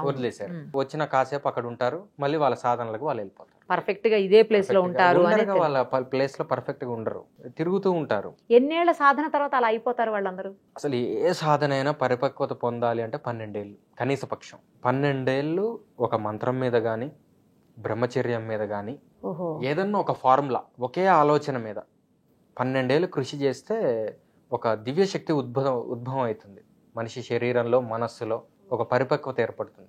12 ఏళ్ళ సాధన. మీరు ఇలాగే గడ్డాలతో హెయిర్ అంతా అట్లా పొడుగ్గా అట్లనే ఉంటారా స్వామి ఎప్పుడును? అంటే స్టేజ్ దాటిన తర్వాత ఇది ఇట్లా వదిలేయాలి. అంతకుముందు కట్ చేయాలి, ఉంచకూడదు. ఇప్పుడు కట్ చేయొద్దు. ఇప్పుడు కట్ చేస్తే హెడ్ఏక్ వస్తుంది. ఇప్పుడు ఈ కుంభమేళాల్లోకి వచ్చేటువంటి సాధువులు లేదా మాంక్స్ లేదా సన్యాసులు వీళ్ళందరూ నేను విన్నాను, అంటే మరి ఎంతవరకు నిజమో నాకు తెలియదు, వాళ్ళందరూ కూడా డ్రింక్ చేస్తారని, తర్వాత చనిపోయిన వాళ్ళు ఉంటారు కదా ఆ శవాలని ఆ మాంసం తింటారని, పీక్కుని తింటారని, వాటన్నిటిని అట్లా చెప్తారు. కొంతమంది ఏమో అసలు ఫుడ్డే తినరని చెప్తారు. మళ్ళీ ఇదేంటి తింటారని చెప్తున్నా? నాకు అసలు అర్థం కావట్లేదు. ఇది మాంసము, మద్యము ఇవన్నీ కూడా ఈ పంచమకారాల కోవలోకి వస్తుంది. కుంభమేళాకు వచ్చే వాళ్ళందరినీ కూడా ఈ నాగ సాధువులు కావచ్చు, అఘోరాలు కావచ్చు, సాధనలో భాగంగా చేస్తే తప్పులేదండి. ఈ మాంస మధ్య ఇవన్నీ పంచమకారాలు వాళ్ళు ఎప్పుడు ప్రతిరోజు చేయరు. వాళ్ళు కొంతమంది పాతని స్ట్రిక్ట్గా ఫాలో అయ్యే వాళ్ళు ఏంటంటే వాళ్ళ రూల్స్ ప్రకారంగా కొన్ని పర్వదినాలలో చేస్తారు. అయితే అవన్నీ ఎందుకు చేయాలి అని అంటే సాధారణంగా 2 ఆచారాలు ఉన్నాయి, దక్షిణాచారం, వామాచారం. ఇంకా డీప్కి వెళ్తే దక్షిణాచారం, వామాచారం, కౌలాచారం, మిశ్రాచారం, సమయాచారం, చీనాచారం, సిద్ధాంతాచారం, ఇట్లా చాలా ఉన్నాయి. ఇందులో దక్షిణాచారం అంటే ఇక్కడ మనందరం పాటించేది. ఓకే. అంటే సాధారణంగా సాత్విక వస్తువులతో పూజ చేయడం, రైట్ సార్, శుచి స్నానం చేసి మంచి పద్ధతిగా, మోరల్ అండ్ ఎథికల్ స్టాండర్డ్స్, అంటే లీగల్ ప్రాబ్లమ్స్ లేకుండా ప్రశాంతంగా అంటే పద్ధతిగా పూజలు చేయటం. అంటే ఇందులో ethical conduct, moral conduct, legal కండక్ట్ని అతిక్రమించడం అనేది ఉండదు దక్షిణాచారంలో. ఇందులో ఇంద్రియాలను నిగ్రహించుకోవటం, మనస్సును నిగ్రహించుకోవటం, వీటికి ఎక్కువ విలువ. Okay okay. వీటి ద్వారా అంటే కోరికలు ఎంత తీర్చుకున్నా కూడా ఈ శాస్త్రాలు ఏం చెప్తాయంటే మీరు కోరికలు ఎంత తీర్చుకున్నా కూడా అగ్నిలో నెయ్యి పోసినట్టు అవి ఎప్పుడు ప్రజ్వలిస్తూనే ఉంటాయి, ఇంకెక్కువైతూ ఉంటాయి ప్రతి కోరిక తీర్చుకుంటున్నా కొద్దీ. అందుకని వాటిని అదుపు చేసుకునే మార్గాలు ఇవి. అంటే జ్ఞాన మార్గం, తపో మార్గం, యోగ మార్గము, తంత్ర మార్గంలో దక్షిణాచార మార్గం. ఇక నెక్స్ట్ ఈ వామాచారం కావచ్చు, కౌలాచారం కావచ్చు, చీనాచారము, ఈ 3 ముఖ్యంగా. వీటిల్లో ఏంటంటే ఈ దక్షిణాచారంలో వాళ్ళకి మద్యము వ్యసనం లాగా చూస్తారు. ఓకే. ఇవన్నీ ఇంప్యూర్ థింగ్స్ లాగా చూస్తారు. Right sir. ఓకే. ఇవి సాధనకి ఉపద్రవాలుగా చూస్తారు, పనికిరావు, సాధనని చెడగొట్టే విధానంగా చూస్తారు. Right sir. ఇవన్నీ సాధనని పాడు చేస్తాయని చూస్తారు. వాళ్ళు ఏం చేస్తారంటే వీటినే స్పిరిచువాలిటీలోకి మార్చుకుంటారు. ఓహో, ఒక్కొక్కళ్ళది ఒక్కొక్క పద్ధతి అన్నట్టు. అయితే ఇక్కడ దక్షిణాచారంలో ఉండే వాళ్ళకి ఏంటంటే సత్వగుణం ఎక్కువగా ఉంటుంది, మరి వాళ్ళకేంటంటే రజోగుణం ఎక్కువగా ఉంటుంది. ఆ గుణాలు మనం మార్చుకోలేం. ఇప్పుడు కొంతమందికి పుట్టుకతోటే విపరీతమైన కోపం ఉంటుంది, వాళ్ళు అతి కష్టం మీద దాన్ని మార్చుకోగలరు, కానీ అంత తేలిగ్గా మార్చుకోవడం కుదరదు. ఇవే గుణాలు వచ్చిన బుద్ధులు మారవు, ఇవే గుణాల్లో ఉన్న ఆ పర్సంటేజెస్ అనమాట. అయితే తర్వాత వాళ్ళ అభిరుచిని బట్టి ఈ వామాచార పద్ధతుల్లో ఎంచుకుంటారు, ఆ సరైన గురువులు దొరికితే. అయితే వాళ్ళు కూడా నిత్యం ఆ పనులు చేయరు, ఎప్పుడో కొన్ని పర్వదినాలలో. అది ఇంకా కష్టతరం అసలు దీనికంటే కూడా, ఎందుకంటే దూరంగా వెళ్ళడం ఎస్కేపిజం వాళ్ళనే మాట. వాళ్ళనేది ఏంటంటే దగ్గరగా పెట్టుకుంటే మందు, మగువ, మాంసము, మత్స్యము ఇవన్నీ కళ్ళ ముందు ఉంటే అప్పుడు కంట్రోల్ చేసుకోవాలంటే ఇంకా కష్టం కదా, మాకు ఇంకా డిసిప్లిన్ ఎక్కువ అవసరం అంటారు వాళ్ళు. Okay okay. పైగా ఇంకోటి ఏంటంటే అందులో పంచమకారాల ద్వారా వాళ్ళు చెప్పేది ఏంటంటే ఏవైతే మిమ్మల్ని అందరినీ అంటే సాధారణంగా మనుషులందరినీ ఏవైతే పాడు చేస్తున్నాయో వాటినే మేము దైవపరంగా ఉపయోగిస్తాం, కాబట్టి మేము వాటి నుంచి చిన్నగా కట్ అయిపోతాయి మాకు అని చెప్పని ఏదో ఒక రోజు వీటిని వదిలేస్తారు వాళ్ళు. అందులో స్టేజెస్ ఉన్నాయి. ఒక అవధూత స్థితి వచ్చిన తర్వాత ఇవి పెద్ద వాళ్ళకి లెక్క కాదు, ఇవి చేయరు. ఇది సాధన దశలోనే చేస్తారు, ఇక ఆ తర్వాత వీటి జోలికి రారు, అవి అవసరం లేదు ఇక వాళ్ళకి. అయితే మరి దక్షిణాచారం వాళ్ళకేమో వీళ్ళంటే పడదు, కానీ వీళ్ళు దక్షిణాచారం వాళ్ళని తిట్టుకోరు. వీళ్ళు ఇచ్చినంత స్త్రీకి విలువ దక్షిణాచారంలో ఎవడీడు. చూడండి, ఇప్పుడు మీ ఇళ్లలో, మా అందరి ఇళ్లలో ఇక్కడ అందరూ పాటించే దక్షిణాచారమే. ఇంట్లో ఆడవాళ్ళని తిడతారు, వీళ్ళు తిట్టరు. వీళ్ళకి ప్రతి స్త్రీ అమ్మవారితో సమానమే. వామాచారం, కౌలాచారం, ముఖ్యంగా కౌలాచారము స్త్రీని అస్సలు తిట్టరు, చాలా పద్ధతిగా పూజిస్తారు. కానీ కొంతమంది మాంగ్స్ లో లేడీస్ కూడా ఉంటారు స్వామి. అవును, మరి లేడీస్ రావచ్చా ఇందులోకి? కలియుగంలో అంత కరెక్ట్ కాదు, కానీ కొంతమంది దానికి అతీతులు. అందరూ మనలాంటి వాళ్ళు అనుకోకూడదు. పురాణాల్లో గార్గి అని ఒక ఆవిడ ఉంది. ఆవిడ జనక మహారాజు అష్టావక్రుడికి, జనక మహారాజు ఒక సభ పెడితే అష్టావక్రుడికి ఆత్మజ్ఞానం చెప్పిన ఆవిడ గార్గి అని.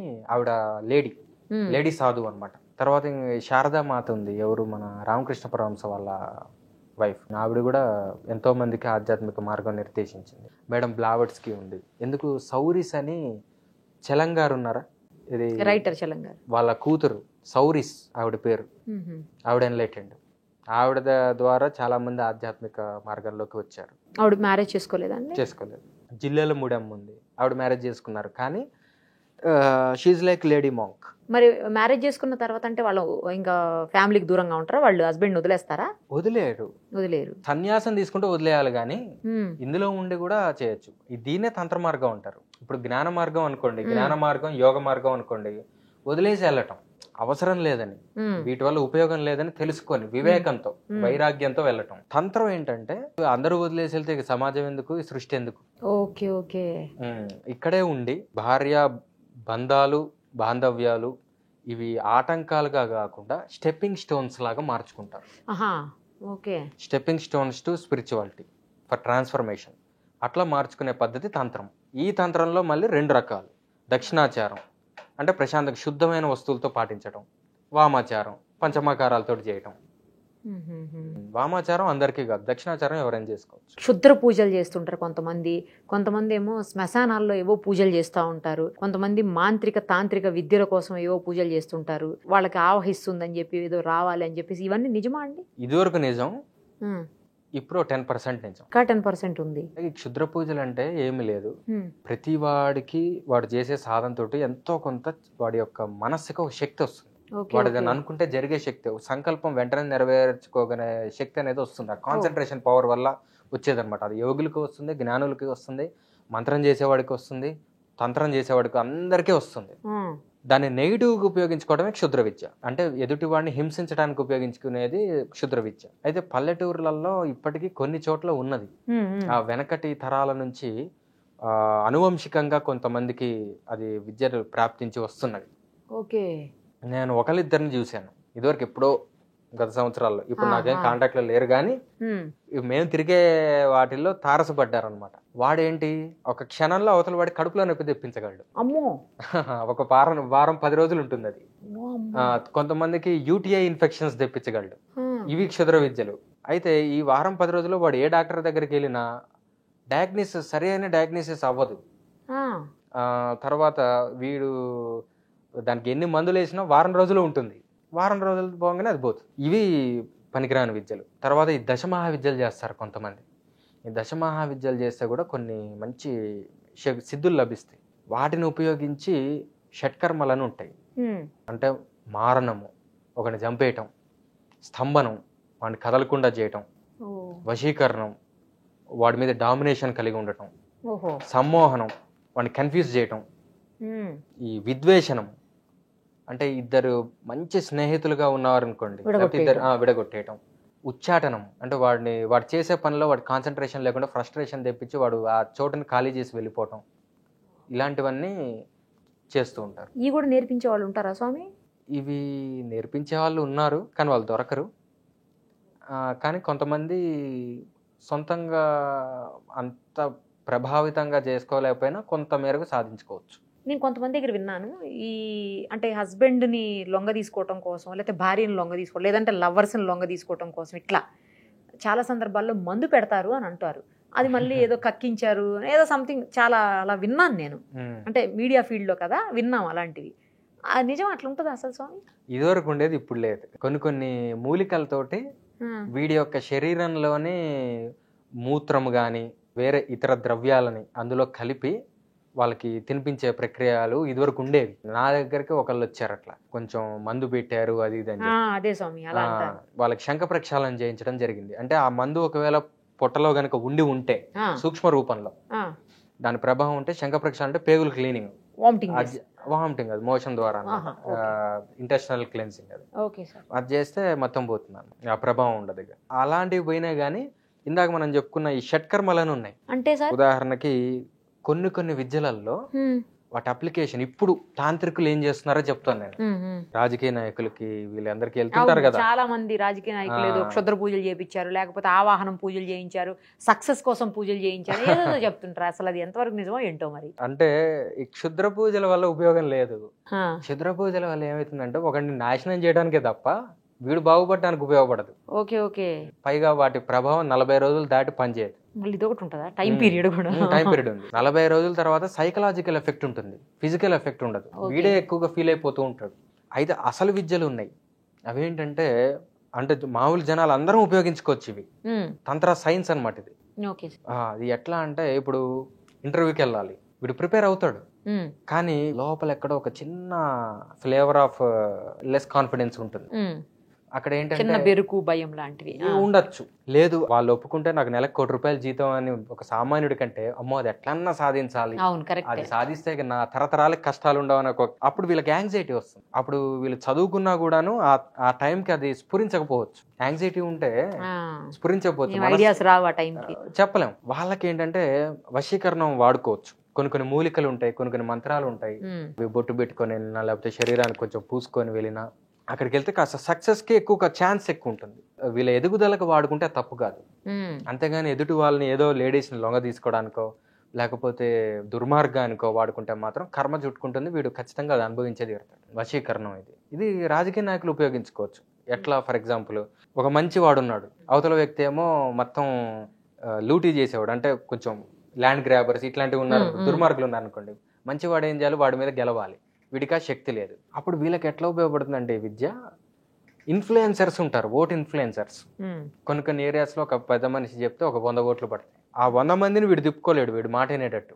కానీ వీడు ఒక్కడి మీద వీడు వశీకరణం చేశాడు అనుకోండి, వీడి ద్వారా 100 ఓట్లు వీడు సంపాదించుకోవచ్చు. అట్లా వీళ్ళు వశీకరణ విద్యని ఉపయోగించుకుంటారు తాంత్రికుల దగ్గర నుంచి. నెక్స్ట్ విద్వేషణం సృష్టిస్తారు. ఎదుటి వ్యక్తి యొక్క సామభేద దండోపాయాలు అంటారు. అట్లనే ఇందులో ఏం చేస్తారంటే ఎదుటిగా ఉన్న కంటెస్టెంట్లకి వాళ్ళ చుట్టూ ఉన్న ఎవరైతే మనీ సప్లై చేస్తుంటారో అంటే కాస్త ఫండ్స్ ఇస్తుంటారు కదా, వీళ్ళకి వాళ్ళకి మధ్య ఒక చిచ్చు పెడుతుంటారు ఇటువంటి తంత్రాలు ఉపయోగించి. అందులో ఎట్లా కుక్కకి సంబంధించిన వెంట్రుకలు, పిల్లికి సంబంధించిన గోర్లు, వీటిని క్లబ్ చేసి వాటి ద్వారా కొన్ని హోమాలు చేస్తారు. డిఫరెంట్ గా ఉంటాయి. అంటే వైర జంతువులు పడని జంతువులు వాటి నుంచి దీని నుంచి ఒక భాగం తీస్తారు, దాని నుంచి ఒక భాగం తీస్తారు. లాజికల్ కదా తీసి దానికి శాస్త్రంలో చెప్పిన విధానాలు అంటే దశమా విద్యలో ఒక విధానం ఉంటుంది, దత్తాత్రేయుడి శాస్త్రాల్లో ఒక విధానం ఉంటుంది, శ్రీ విద్యలో ఒక విధానం ఉంటుంది. ఒక్కొక్కటి ఒక్కొక్క విధానం. ఇదే కాదు, ఇంకా మారణం అని ఇంకో ప్రక్రియ ఉంది. పుత్తలి ప్రయోగం ఎప్పుడైనా విన్నాను సార్. బొమ్మ తయారు చేసి చేస్తుంటారు, అదే చేతబడి అవి కూడా అంటారు వాటిని. ఇక వీడికి ఎంతకీ లొంగకపోతే బాణామతి అవి చిన్నవి, అవి చీలంగి విద్యలు బాణామతి అవి చిన్న అవి ఇప్పుడు లేవు. ఈ పుత్తలి ప్రయోగము అటు సైడ్ ఉంది, north east side, 7 sisters of India అంటారు కదా, అటు సైడ్ ఉన్నది ఇప్పటికి. బెంగాల్, కేరళ, అక్కడ వీళ్ళు ఏం చేస్తారంటే కొన్ని రకాల మట్టి తీసుకొచ్చి ఆ శత్రువు యొక్క రోమాలు, గోర్లు ఇవన్నీ తీసుకొచ్చి దాని నుంచి ఒక బొమ్మ తయారు చేసి దానికి ప్రాణ ప్రతిష్ఠ చేసి దీనికి రేగు ముళ్ళుతో గుచ్చటం గాని, ఒక ఇనప శీలతో గుచ్చటం గాని, దీనికి మళ్ళీ ఒక్కొక్క అంగానికి పాడ్యమి నుంచి పౌర్ణమి వరకు ఏ అంగానికి గుచ్చితే ఆ అంగం పాడవుతుందో అనేది ఒక లెక్క ఉంటుంది. మళ్ళీ పౌర్ణమి నుంచి అమావాస్య వరకు కొన్ని అంగాలు, స్త్రీలకైతే ఒక రకం, పురుషులకైతే ఒక రకం, ఇట్లా చేస్తూ ఉంటారు. ఇది కూడా చేస్తూ ఉంటారు. కొంతమంది రాజకీయ నాయకుల మీద చేశారు ఇది వరకు. ఒక పెద్ద లీడర్ మీద చేస్తే ఒక పీఠాధిపతి వదిలిచ్చారు పాపం. ఇలాంటి వాటిని వదిలించేదానికి కూడా విద్య ఉంటుంది అంతే కదా సార్? చేసేటప్పుడు ఉన్నప్పుడు దానికి విడుదలకి కూడా ఉండాలి, విరుగుడుకు కూడా ఉంటుంది. ఇవన్నీ పని చేయకుండా కూడా కొన్ని యంత్రాలు ఉంటాయి, అవి పెట్టుకోవచ్చు. దాని తర్వాత ఉచ్చాటనం చేస్తారు. ఎట్లా? ఫర్ ఎగ్జాంపుల్ ఎక్కడో ఎన్ఆర్ఐస్ ఉంటారు, వాళ్ళు సడన్ గా వాళ్ళకి ఈ లోకల్ సినారియో మీద వాళ్ళకి గ్రిప్ ఉండదు. వాడు ఎక్కడో సంపాదిస్తాడు విపరీతమైన డబ్బు, డైరెక్ట్ డబ్బులు గుమ్మరిచ్చి నేను ఎమ్మెల్యే అవ్వాలనుకుంటాడు. అవును, అది లోకల్ గా ఎన్నో సంవత్సరాల నుంచి కష్టపడి ఒక కూటమి తయారు చేసుకుని ఒక అండదండలుగా అందరికి ప్రజల్లో గ్రౌండ్ వర్క్ చేసుకున్న వ్యక్తికి అది నచ్చదు, వీడిని పంపించాలి అర్జెంట్గా ఇక్కడి నుంచి. అక్కడ ఉచ్చాటనం ఉపయోగిస్తారు. లేదు ఆల్రెడీ గ్రౌండ్ వర్క్ చేసుకున్నా కూడా వీడు దుర్మార్గుడు అనుకోండి, వీడి వల్ల ఉపయోగం లేదు, వీడు ఇంకా ఆస్తులు పెంచుకోవడానికి చేస్తాడని చెప్పని ఎన్ఆర్ఐలో కొంతమంది మేధావులు ఉండి అమెరికా ఇంత డెవలప్ అయింది, మన దేశాన్ని కూడా ఇట్లా డెవలప్ చేయాలని కొంచెం మంచి వాళ్ళు ఉంటారు, వాళ్ళు వీడి మీద ఉపయోగిస్తారు. ఇట్లా మంచిగా ఉపయోగించుకోవచ్చు, తప్పులేదు. కానీ నేను బతుకున్నంత కాలం నేనే ఉండాలి, అదే అట్లా ఉపయోగించుకుంటే తప్పు. చెడు ఆలోచనలతో ఏదో ఒక టైంలో ఉంటుంది. కానీ ఇందులో రూల్ ఏంటంటే ఈ పుత్తలి ప్రయోగాలు ఇటువంటి వాటిల్లో అందరి మీద చేస్తే పని చేయవు. అవతల వాడి జాతకం బాగున్నప్పుడే చేయాలని చెప్తుంది శాస్త్రం. వాడి జాతకం బాగాలేనప్పుడు చేస్తే వీడి నాశనం అవుతాడు. మరి అవతల వాడి జాతకం బాగుందో లేదో ఎలా తెలుస్తుంది సార్? తెలుసుకోవాలి. అంటే వాడి వైభవాన్ని చూస్తే కొద్దిగా గొప్ప అర్థమవుతుంది. జాతకం ఉంటే ఇంకా బెటర్. ఇంకొకటి కూడా చెప్పారు, అవతల వాడికి సరైన రాజగురువు అంటే ఇటువంటి తాంత్రికులే వాడి దగ్గర కూడా ఉంటే, వీడికంటే పవర్ఫుల్ వాళ్ళు ఉంటే వాడి మీద పని చేయదు, అది రివర్స్ అయ్యి వీడికే వస్తుంది. ఇట్లాంటివి కూడా ఉంటాయి. పోనీ అత్యంత గురుబలం గాని గొప్ప గొప్ప బాబాలను, పీఠాధిపతులను, లేకపోతే మంచి ఉపాసకులను నమ్ముకొని వీళ్ళు చెప్పిన మార్గంలో ఏదో కొద్దో గొప్ప వాళ్ళు ఉపాసన ఏదో సాధన చేసుకుంటున్నారు అనుకోండి, వాళ్ళ మీద అంత ప్రభావం చూపెట్టవు ఇవేవి కూడా. ఏదైనా కూడా సాధకులు కొన్ని చేయగలరు, అయితే అందులో డౌటే లేదు. 100%. ఎందుకనంటే it's all about matter and energy, to utilize matter and energy in the way we want. That is all about tantra. తన్యతే విస్తార్యతే జ్ఞానం అనేన ఇది తంత్రం అని డెఫినేషన్ దానికి. జ్ఞానాన్ని విస్తరింపజేయటం, స్ప్రెడ్ చేయటం. అంటే విస్తరింపజేయటం అంటే జస్ట్ ఇన్ఫర్మేషన్ కాదు, టెక్నికల్ గా. ఇప్పుడు వ్రతాలలో ఈ దీపం ఇటు పెట్టండి, ఈ నిమ్మకాయ ఇక్కడ పెట్టండి, ఇదంతా తంత్రానే. కాకపోతే ఇది ఇంకొకటి హామ్ చేయకుండా చేసే తంత్ర. దక్షిణ తంత్రం, వామతంత్రం అని చెప్పుకున్నాం. దక్షిణ తంత్రం అంటే మనందరం ఫాలో అయ్యేది, వామతంత్రం అంటే కొంచెం ఎక్స్ట్రీమ్. ఏదైనా అల్టిమేట్ గా డివైన్ పవర్, అన్నిట్లో ఉన్నది కూడా డివైన్ పవర్. ఇప్పుడు మద్యం ఉంది, మద్యం మనందరం ఏమనుకుంటాం, వచ్చి మద్యం తాగుతాడు వీడు వ్యసన పరుడు అనుకుంటాం. కానీ కౌలాచార కులార్ణవం గాని కౌలాచార శాస్త్రాల్లో చూస్తే మద్యము ఎవరైతే సేవిస్తారో వాడు భైరవుడితో సమానం అని చెప్పారు. అక్కడ తప్పు కాదు, మనకు తప్పు. అట్లా ఒక డాక్టర్ డైసెక్ట్ చేస్తున్నాడు అనుకోండి బాడీని, తప్పు కాదు. మనం చేస్తే మర్డర్, మనం చేస్తే మర్డరే, వాళ్ళు చేస్తే పోస్ట్ మార్టం. లేదంటేనేమో ఎడ్యుకేషన్ వాళ్ళకి. అది శవసాధన కూడా ఎక్స్ట్రీమ్ లెవెల్ ఆఫ్ వర్షిప్ అన్నమాట. అది ఎవరికి అఘోరాలు చేస్తారు, వామాచారులు చేస్తారు. కౌలాచారంలో ఈ మధ్య కాలంలో అయితే జరగలేదు, వామాచారంలో అయితే జరిగింది. అఘోరాలు కొంతమంది చేశారు. కాశీలో ఇప్పటికీ చేస్తూనే ఉంటారు. మీరు ఎప్పుడు వెళ్ళినా కూడా దొరుకుతూనే ఉంటారు, చేస్తూనే చూడొచ్చు కూడా మీరు లైవ్గా.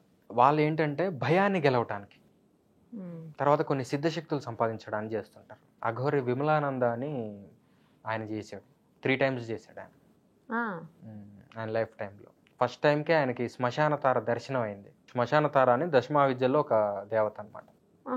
ఆయనకి అప్పుడే ఫ్రెష్గా వాళ్ళ గురువు గారు జీనా చంద్ర సూరి అని చెప్పిన ఒక జైన్ మాంక్, ఆయన జీవితంలో సక్సెస్ అవ్వలే. 40 ఏళ్ళుగా ఆయన ఒక యంత్రము అదంతా పూజించుకున్నది తీసుకొచ్చి ఈ పిల్లవాడి జాతకం చూసి చెప్తాడనమాట. ఇతని జాతకంలో శవసాధన సక్సెస్ అవుతుందని చెప్పని ఇతన్ని తీసుకొచ్చి ఇతనికి విద్యలు నేర్పించి ఒకరోజు కూర్చోబెట్టి చేయిస్తాడు శవసాధన. అతన్ని భయపెట్టి ఎట్లా నువ్వు చేయకపోతే నేను చంపేస్తాను అది అని చెప్పని మొత్తానికైతే చేపిస్తాడు. అప్పుడే ఫ్రెష్గా తీసుకొచ్చిన ఒక తరుణి, అంటే ఒక యూత్ గర్ల్, ఒక స్త్రీ దేహాన్ని ఇక్కడ పెట్టి చేపిస్తారు. దాని చుట్టూ ఒక సర్కిల్ గీస్తారు, కీలనం అంటారు దాన్ని. అంటే శవంని ఉత్తేజితం చేసినప్పుడు కొన్ని గోష్ఠులు వస్తూ ఉంటాయి, వాటి వల్ల వీడికే ప్రమాదం రాకుండా కీలనం చేస్తారు. దాని తర్వాత దాని నోట్లో నూనె పోసి ఒత్తి పెట్టిన దీపం వెలిగిస్తారు. దాని తర్వాత కొన్ని మంత్ర సాధన చేస్తారు. అప్పుడు ఆ శవం లేస్తుంది సడన్ గా, అప్పుడు వీడు తట్టుకోవాలి, భయపడకూడదు. అంతే కదా. ఇలాంటి సాధనలు ఇప్పుడు కూడా చూడొచ్చా సార్ అక్కడ? ఇప్పుడు పగలపూట చేస్తున్నారు, వాటి వల్ల పెద్ద ప్రభావం ఏమి ఉండదు. ఒరిజినల్గా అయితే దీనికి ఒక చెప్పారు, శవ సాధనకి ఏమేమి అవసరం ఎట్లా అంటే మర్డర్ ద్వారా చనిపోయిన శవాలు కానీ, ఉరి పోసుకొని చచ్చిపోయిన శవాలు కానీ, పాము కాటుతో చనిపోయిన శవాలు కానీ, ఈ శవాలు పనికొస్తాయని చెప్తారు. దాని తర్వాత ఇవి ఎక్కడో దూరంగా జరుగుతాయి, జరగకుండా అయితే ఉండవు, ఎవడో ఆపలేడు, మనం చూడలేం. ఇందులో విచిత్రాలు కూడా జరుగుతాయి. ఎట్లా అంటే ఒకసారి, అంటే ఒక కథ, ఇది జరిగిందే రియల్ స్టోరీ. ఒక అఘోరా చేస్తాడనమాట శవసాధన. ఒక అఘోరా ఏం చేస్తాడు, అప్పుడు మంచి ఒక శవాన్ని తెచ్చుకుంటాడు, మంచిగా పెట్టుకొని అడవిలో పెట్టుకొని శవం మీద కూర్చొని చేస్తుంటే ఒక పులి వస్తుంది. పులి వచ్చి వీడిని తినేస్తుంది, అఘోరాన్ని తినేస్తుంది. అయితే ఈ అఘోరా శవాన్ని తెచ్చుకునే ముందే అక్కడ ఎక్కడైతే కూర్చుంటాడో ఆ చెట్టు మీద ఇంకొకటి ఉంటాడు. ఇంకో అఘోరా కాదు, ఎవడో. అయితే ఈ అఘోరాన్ని పులి తినేసి వెళ్ళిపోతుంది. అప్పుడు చెట్టు మీద కూర్చున్న వాడు ఏం చేస్తాడంటే ఈ ప్రాసెస్ మొత్తం చూస్తాడు. ఊరికే ట్రై చేద్దాం మనం కూడా, పులి అయితే వెళ్ళిపోయింది కదా అని చెప్పిన వీడు కూర్చుంటాడు ఆ శవం మీద. వీడు కూర్చొని వీడు చేస్తాడు ఆ సాధన. ఎమ్మడే అమ్మవారు ప్రత్యక్షం అవుతుంది, వీడికి సక్సెస్ అవుతుంది. అది వీడు అడుగుతాడు, అమ్మ మరి ఇందాకే వాడు మహామాంత్రికుడు లాగా ఉన్నాడు, మరి వాడికి ఎందుకు సక్సెస్ కాలేదు, పులి ఎందుకు తిన్నది, మరి నాకు నువ్వు కనబడ్డావు ఏంటంటే, నాయన నువ్వు అనేక జన్మల నుంచి నన్ను కొలుస్తున్నావు, అందుకని నీకు సక్సెస్ అయింది, వాడికి ఇంకా కొన్ని జన్మలు మిగిలి ఉన్నాయి, ఆ పులిగా వచ్చింది ఎవరో అనుకోడు, పులి కాదురా నేనే వచ్చి వాడిని భక్షించానని చెప్పండి. ఇట్లాంటివి ఇవి ఎక్స్ట్రీమ్ సాధనలు, అందరికీ కాదు. అసలు జన్మలు నిజమా స్వామి? జన్మలు ఉంటాయా?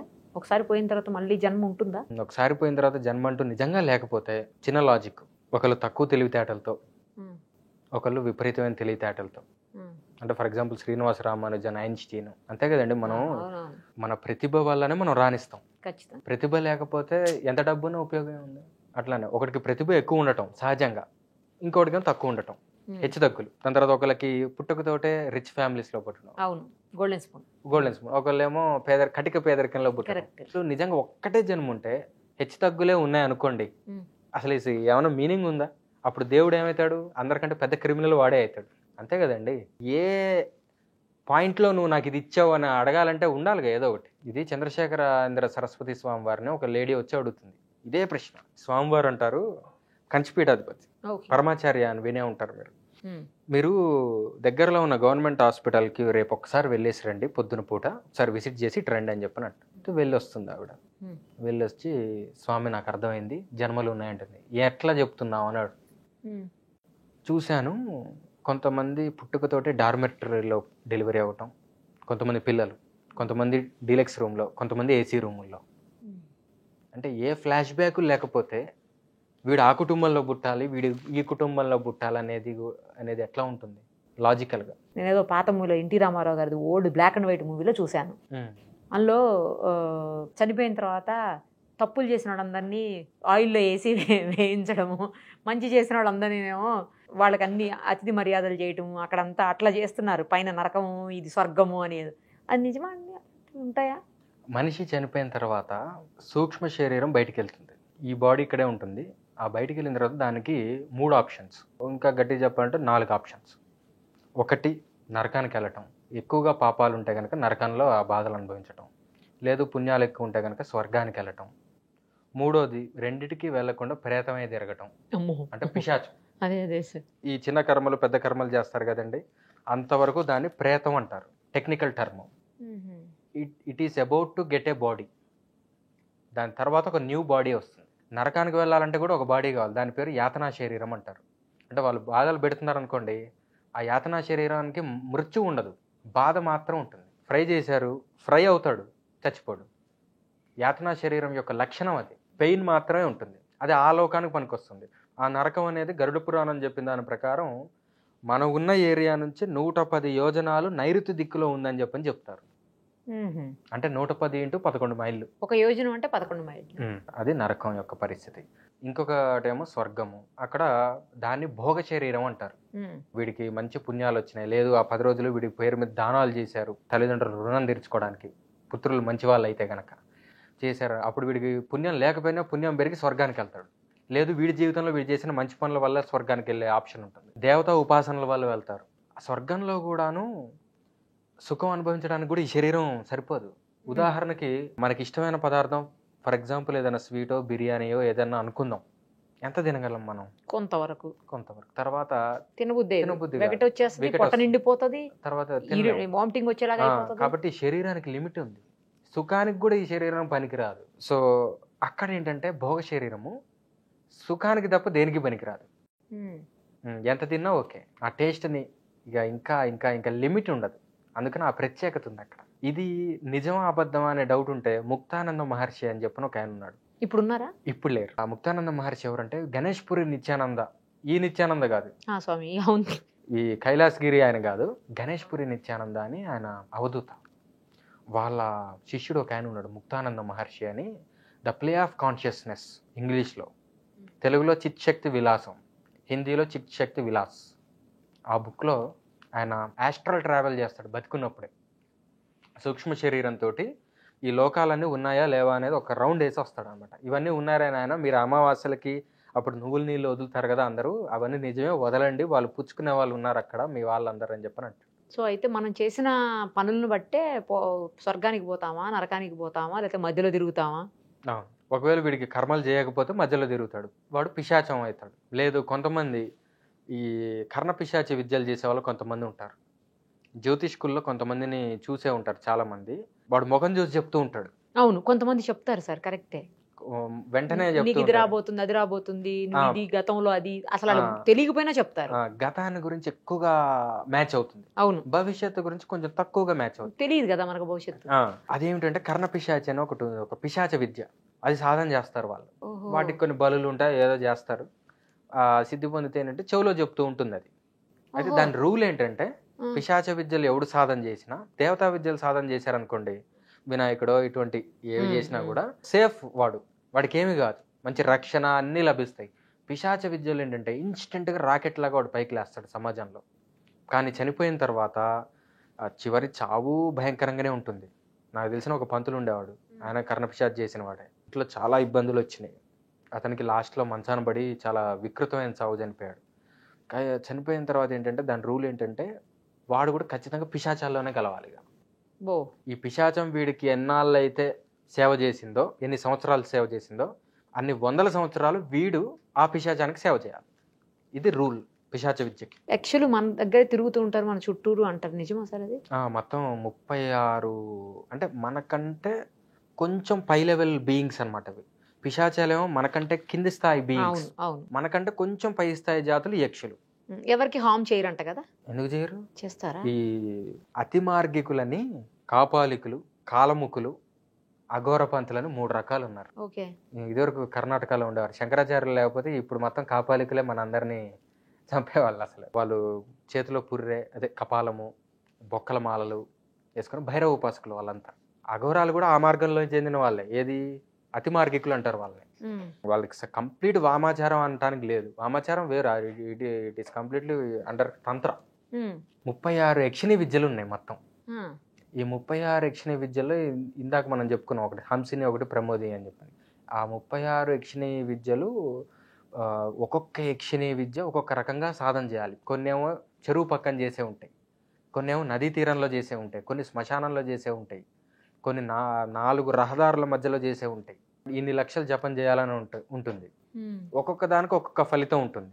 కొన్ని యక్షిణులు ఏం చేస్తాయంటే దివ్యమైన రసాయనాలు ఇస్తాయి. ఇప్పుడు రసాయనాలు అంటే కొన్ని కెమికల్స్ అనుకోవచ్చు, వాటి వల్ల మనకి మంచి వజ్రకాయం వస్తుంది. కొన్ని యక్షిణులు పాదుకలు ఇస్తాయి, మనోవేగంతో ఎక్కడికైనా ప్రయాణించవచ్చు. బహుశా కొంతమంది హిమాలయ యోగులు క్షణంలో ఇక్కడి నుంచి అక్కడికి వెళ్ళటం అనేది ఈ యక్షిణీ విద్య వల్ల అయి ఉండొచ్చు. వీటిని సాధన చేసే వాళ్ళు ఉంటారు, నిజంగా అమాయకత్వంగా 100% దాని మీద కాన్సన్ట్రేషన్తో చేస్తే అవి ఫలిస్తాయి. నాకెవరో చెప్పారు పెద్ద ఆయన, యక్షులు మన ఇంట్లో మన చుట్టూరు కూడా ఉంటారు, మనకు సంబంధించిన పెద్దవాళ్ళలో నుంచే వాళ్ళు ఉంటారు. ఇప్పుడు సపోజ్ చిన్న చిన్న వస్తువులు అంటే కీస్ కావచ్చు, లేకపోతే ఏదన్నా ఒక పెన్ కావచ్చు, లేదంటే ఏదన్నా చిన్న వస్తువు ఏదైనా క్లిప్స్ అలాంటివి ఒక ప్లేస్లో పెడతాము. పెట్టిన తర్వాత మళ్ళీ మనకే కనిపించవు అవి. మనం పెట్టిన ప్లేస్ మనకు గుర్తున్నా కూడా ఎంతసేపు వెతికినా కనిపించవు. ఒక 5 నిమిషాల తర్వాత వెళ్ళండి మళ్ళీ అక్కడనే కనిపిస్తాయి. ఈ యక్షులు అనేవాళ్ళు కాసేపు అటు మీద చేయి పెట్టి నవ్వుకుంటూ ఉంటాయి మన చుట్టూరు తిరుగుతూ. మనం వచ్చి వెతుకుతాం కదా, అప్పుడు చెయ్యి అడ్డు పెడతారు కదా, అక్కడ ఏం కనిపించదు, నవ్వేసుకుని మళ్ళీ అవతలకు వెళ్ళిపోయిన తర్వాత మళ్ళీ వస్తే అక్కడే ఉంటుంది. లేదా నాకు కనిపించకపోవచ్చు, మీకు కనిపించవచ్చు. ఇంట్లో ఉన్న ఒక వ్యక్తికి కనపడదు, రెండో వ్యక్తికి కనపడిపోతాయి. అట్లా చేస్తారు కానీ ఎవరికి హామ్ చేయరు అని చెప్పారు పెద్ద ఆయన నాకు. ఇది అబద్ధం. యక్షుల వల్ల అయితే ఏమీ ప్రయోజనం లేదు మనకి. ప్రయోజనం ఉంటుంది ఖచ్చితంగా. సృష్టిలో ప్రతి జాతి నుంచి ఏదో ఒక ప్రయోజనం ఉంటుంది. అది దాన్ని ఉపాసన చేసి దాన్ని సాధించుకునే ఒక శాస్త్రం ఉండాలి, వాటిని ఉపయోగించుకునే అంత సత్తా ఉండాలి. కానీ యక్షిణీ విద్యలు కూడా అంత డేంజర్ విద్యలు, అవి మంచివి కాదు. ఎందుకంటే వాటి నుంచి ఏదన్నా మనం ఫలితం ఆశించినప్పుడు మన నుంచి కూడా ఎంతో కొంత వేరే ఒకటి ఆశిస్తాయి అవి. అందుకనే పెద్దవాళ్ళు, గురువులు, మంచి గురువులు ఎవరైతే ఉంటారో వాళ్ళందరూ చెప్పేది ఏంటంటే వేటి జోలికి వెళ్ళకండి, మంచిగా దైవాన్నే నమ్ముకోండి అని చెప్పేది ఇందుకే. భూతం పట్టింది, దెయ్యం పట్టింది మనిషికి అంటారు. నిజంగా భూతాలు దెయ్యాలు పట్టుకుంటాయా? మనం రోజు నిత్యం చేసే పూజలలో కూడా ఉత్తిష్టంతు భూత పిశాచాహ ఏతే భూమి భారకాహ ఏతేషామ విరోధేన బ్రహ్మకర్మ సమారభే అని చదువుతాం కదా. అవును. కొన్ని వేల సంవత్సరాల నుంచి అది అట్లనే ఉందంటే సరే మనకంటే దాని అర్థం తెలియకపోవచ్చు, పండితులకైతే తెలుసు కదా, తెలుస్తుంది. వాళ్ళు ఇంకా అదే పాటిస్తున్నారంటే ఉంటాయి. అయితే వీటి స్వరూపాలు ఏంటంటే మనలాగా ఉండవు, ఆకృతులు ఉండవు, వాటికి వాయు శరీరాలు అంటారు. ఇది వాసిష్ఠ రామాయణం అని యోగ వాసిష్టం. వశిష్ఠ మహర్షిని రాముడు అడుగుతాడు ఇదే ప్రశ్న, అసలు పిశాచాలు ఉన్నాయా? ఆయన చెప్తాడు పిశాచాలు ఎన్ని కేటగిరీస్ ఉన్నాయి, ఏ మనుషులు ఎలాంటి సందర్భాల్లో పిశాచాలు అవుతారు, తర్వాత పిశాచ యోనుల నుంచి పుట్టే జాతి పిశాచ జాతి, అంటే ప్రత్యేకంగా పిశాచాలు కూడా ఉంటాయి. తర్వాత కొంతమంది మనుషులు వాళ్ళకి పుణ్యం లేని కారణంగా ఈ ఔర్ధ్వదేహిక కర్మలు అంటే ఈ పిండ ప్రధానాలు ఇత్యాదులు లేని కారణంగా కూడా పిశాచత్వం వచ్చే వాళ్ళు కొంతమంది ఉంటారు. వాటికి అంధకారం ఎక్కువ ఇష్టం, చీకట్లో ఎక్కువ ఉంటారు. అందుకనే మనం నైట్ పడుకునే ముందు కనీసం బెడ్ లైట్ అన్న వేసుకోండి, మొత్తం చీకటిగా ఉండకూడదు అని చెప్పిన అంటారు. అవును సార్. ఈ పిశాచాల గురించి. తర్వాత ఇంట్లో మగవాళ్ళని, పెళ్ళైన వాళ్ళని మొత్తం న్యూడ్గా స్నానం చేయొద్దు అనేది కూడా ఇందుకే, పిశాచాలు పట్టుకుంటాయి. అయితే అవి బుద్ధుల్లో చేరతాయి, సైకలాజికల్ డిస్టర్బెన్సెస్ క్రియేట్ చేస్తాయి. పిశాచంకి మనకి డిఫరెన్స్ ఏంటంటే మనకి బాడీ ఉంది, మన కోరికలు తీర్చుకోవడానికి సెన్సెస్ ఉన్నాయి, మనకు ఆకలిస్తే ఏదో ఒకటి తింటాం. అయితే అనేక జన్మల అభ్యాసం వల్ల సడన్ గా బాడీ వదిలిపోయిన తర్వాత ఇంకొక బాడీ, అంటే ఇందాక చెప్పుకున్న యాతనా శరీరం, యాతనా శరీరంలో కనీసం వీడి కర్మ అనుభవించడానికి, నరకంలో బాధలు అనుభవించడానికి ఒక శరీరం ఉంది. అది సూక్ష్మ శరీరం కాదు, different body from human body. యాతనా శరీరం అంటే బాధలు అనుభవించడానికి అనువైన శరీరం అది, కానీ అది కూడా ఒక శరీరం, గ్రాస్ బాడీ, ఫిజికల్ బాడీ అది కూడా, బట్ నాట్ హ్యూమన్ బాడీ. భోగ శరీరం సుఖాలకే. ఈ రెండూ కాకుండా కేవలం సూక్ష్మ శరీరంగా మిగిలిపోయినవే పిశాచాలు. ఇప్పుడు మనం సాధన చేసిన వాళ్ళు ఎవరైనా, అంటే బాగా సాధన చేసిన వాళ్ళు ఉంటారు కదా సార్, అలాంటి వాళ్ళందరూ దెయ్యాలని, భూతాలని, పిశాచాలని చూడగలుగుతారంటారు. నిజమేనా? చూస్తారా వాళ్ళు? కొంతమందికి కనబడతాయి. కనబడతాయా? కొంతమందికి కనబడతాయి. కనబడకపోవటమే మంచిది, ఎందుకంటే ఎప్పుడు ఉంటాయి, మన చుట్టూతోనే ఉంటాయి. సాయంత్రం పూట వస్తాయి, అసుర సంధ్య వేళలో అవి ఊర్లోకి వస్తాయి. ఎక్కడైతే దీపం ఉంటుందో అక్కడ రావు. కొన్ని మంచి మహావిద్యలు చేసే వాళ్ళ దగ్గర ఉండవు. వాళ్ళ చుట్టూ ఆరా అనేది ఎంత దూరం ఉంటే అంత దూరం అవి రాలేవు. అయితే ఈ పిశాచాలకి ఏంటంటే బాడీ తోటి అనేక సంవత్సరాల నుంచి భోజనము, పానీయము ఇది అలవాటైంది కదా సూక్ష్మ శరీరానికి. ఇప్పుడు ఫర్ ఎగ్జాంపుల్ మనకి ఒక మాజా డ్రింక్ ఇష్టం అనుకోండి, మాజా టేస్ట్ అనేది మైండ్లో రికార్డ్ అయింది. అవును. మళ్ళీ మనం కూల్ డ్రింక్ షాప్కి వెళ్తే మాజా తీసుకుందాం అని మళ్ళీ మనకు ప్రేరణ వస్తుంది కదా. అట్లనే పిశాచాలకు కూడా బాడీ వదిలిపోయింది కానీ ఆశలు అంతే మిగులుతాయి. ఆ ఆశల దృష్ట్యా వాళ్ళు ఇంకొక ఏదన్నా వాడి మీదకో వీడి మీదకో దూరి ఆ ఆశలు తీర్చుకుందామని చూస్తుంటారు. అవి వాటి కష్టాలు. అప్పుడు హామ్ చేస్తాయా చేయవా మరి ఆ పర్సన్కి? ఖచ్చితంగా హార్మే. ఎందుకంటే వాడి షెడ్యూల్ వాడు ప్రశాంతంగా వాడి ఉద్యోగానికి వాడు పోదాం అనుకుంటుంటే ఎమ్మటి రైల్వే స్టేషన్ తీసుకెళ్తుంది హార్మే. ఓకే. మరి అలాంటి వాటిని వదిలించవచ్చా సార్? అవి వదిలించే విద్యలు కూడా ఉంటాయంటారు? ఉన్నాయి. ఈ కాశీలో కపాల్ భైరవ్ టెంపుల్లో వదిలించవచ్చు. అంత దూరం వెళ్ళాల్సిందేనా కాశీ వరకు? లేకపోతే శ్మశానానికి రావాలి. శ్మశానంలో ఏం చేస్తారు సార్ వచ్చి? ఈ భూత ప్రేత పిశాచాలకి భేతాళుడు అధిపతి. భేతాళుడు అంటే శివుడిలో ఇంకొక రూపం. అవును. ఈ భేతాళుడిని గనక మనం తృప్తిపరచగలిగితే, అంటే గుమ్మడికాయలు ఇట్లాంటి కొన్ని దీపాలు పెట్టే చిన్న చిన్నవే, యాంటీ లీగల్ కాదు. అంటే ఇప్పుడు శ్మశానాల్లో అర్ధరాత్రి పూజలు కాదు ఇవి. పగలు పూటే ఏదో గుమ్మడికాయలు పెట్టి ఏదో చిన్న స్వస్తికులు ఇట్లాంటివి పెట్టి ఏదో దీపాలు ఇట్లాంటివి పెట్టేసి అయ్యా భేతాలు కాసి వదిలించి అంటే వదిలిస్తాడు. అలా కూడా పోతాయి. పిల్లదయాలు కూడా ఉంటాయా సార్? బాల్యావస్థలో చనిపోయిన పిల్లలు ఉంటారా, అవే పిల్లదయాలు. ఓకే. అవన్నీ కూడా నేను అనుకున్నా దెయ్యాలకు పుట్టినయేమో అనుకున్నా. అలా కూడా ఉంటుంది, ఇలా కూడా ఉంటాయి. అయితే వీటి కోసం అని బలులు ఇస్తారు కొంతమంది అఘోరాలు. వాటిని ఉపయోగించుకొని వీళ్ళ పనులు చేసుకోవడానికి. కొంతమంది మంచి అఘోరాలు ఏం చేస్తారంటే వాటికి ఇంకొక జన్మ రావటానికి వీడి పుణ్యాన్ని ఖర్చు చేస్తారు. వీళ్ళు మంచి వాళ్ళు. కానీ పిల్లదయాలు ఉన్నాయి ఆ శ్మశానాల్లో. వాళ్ళు ఒకేసారి ఆర్తనాదాలతోటి వీళ్ళు పెట్టే స్వీట్స్ కానీ రక్త తర్పణలు కానీ తీసుకుంటాయి. అవి ఇది అఘోర ట్రిలాగీలో మీరు చూడొచ్చు. అఘోర విమలానంద స్టోరీ మొత్తం ఈ రాబర్ట్ స్వబోధ అని ఒక ఆయన రాశాడు. అతను ఒక ఫారినర్ రాశాడంటే మనం అంత తేలిగ్గా తీసేయాలి. ఎవరన్నా దగ్గర వాళ్ళు బంధువులు చనిపోయినప్పుడు ఇదివరకు ఇట్లాగా శ్మశానాలకు లేకపోతే ఆ బరియల్ గ్రౌండ్స్ ఏవైతే ఉంటాయి కొన్ని ప్లేసెస్ అక్కడికి తీసుకువెళ్లకుండా కొంతమంది ఫామ్ హౌసెస్లో వాళ్ళ పొలాల్లో అట్లా దహన సంస్కారాలు చేస్తున్నారు. దానివల్ల ఏమైనా ప్రమాదమా? చేసుకోవచ్చు. ఏం ప్రాబ్లం ఏం కాదు కదా. ఏం కాదు. ఎందుకనంటే ఎక్కడ చేసినా అసలు ఆ బాడీతో లింక్ వదిలిపెట్టేదే ఈ ప్రక్రియలు. ఏది ఈ పిండ ప్రధానాలు కానీ కర్మకాండాలు ఇవన్నీ ఏంటంటే వాడు మళ్ళీ ఈ అటాచ్మెంట్స్ గురించి మళ్ళీ ఇక్కడికే రాకుండా నెక్స్ట్ ఇంకొక చాప్టర్ ఆఫ్ లైఫ్. ఇప్పుడు డెత్ అనేది లేదండి అసలు. ఇప్పుడు నిద్ర అనేది షార్ట్ డెత్ అనేది లాంగ్ స్లీప్. అది కామా మాత్రమే. లైఫ్ అనేది అన్ఎండింగ్. మోక్షమే ఫుల్ స్టాప్.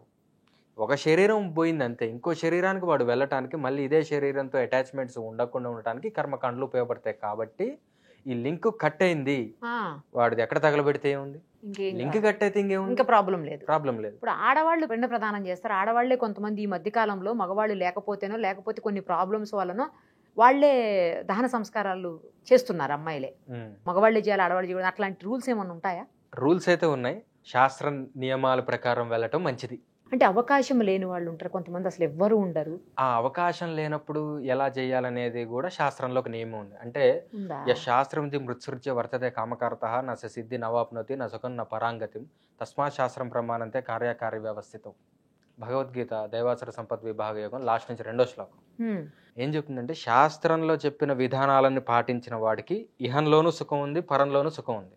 శాస్త్ర విధి మృత్సృజ్య అంటే వదిలేసి ఆ విధుల్ని వదిలేసి వర్తతే కామకారత వీడి ఇష్టం వచ్చినట్టు వీడు ప్రవర్తించినట్లయితే కనుక నా సుఖం నా పరాంగతి. వీడికి ఇక్కడ సుఖం లేదు, పైన సుఖం లేదు.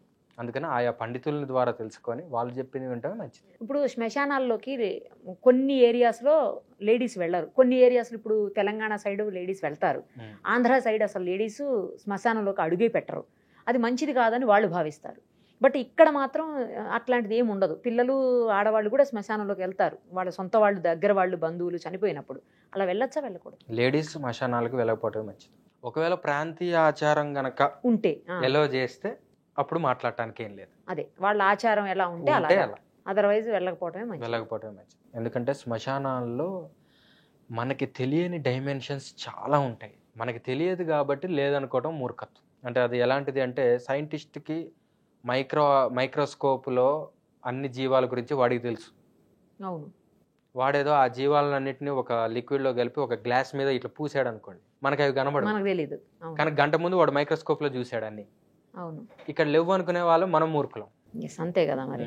అట్లాంటిది శ్మశానం కూడా అదొక ల్యాబొరేటరీ. అక్కడ సాధన చేసుకునే వాళ్ళకి అది మొత్తం విధి విధానాలు తెలిసిన వాళ్ళకి అదొక ల్యాబొరేటరీ. అక్కడ ఏమేమి ఉంటాయో వాళ్ళకి తెలుసు.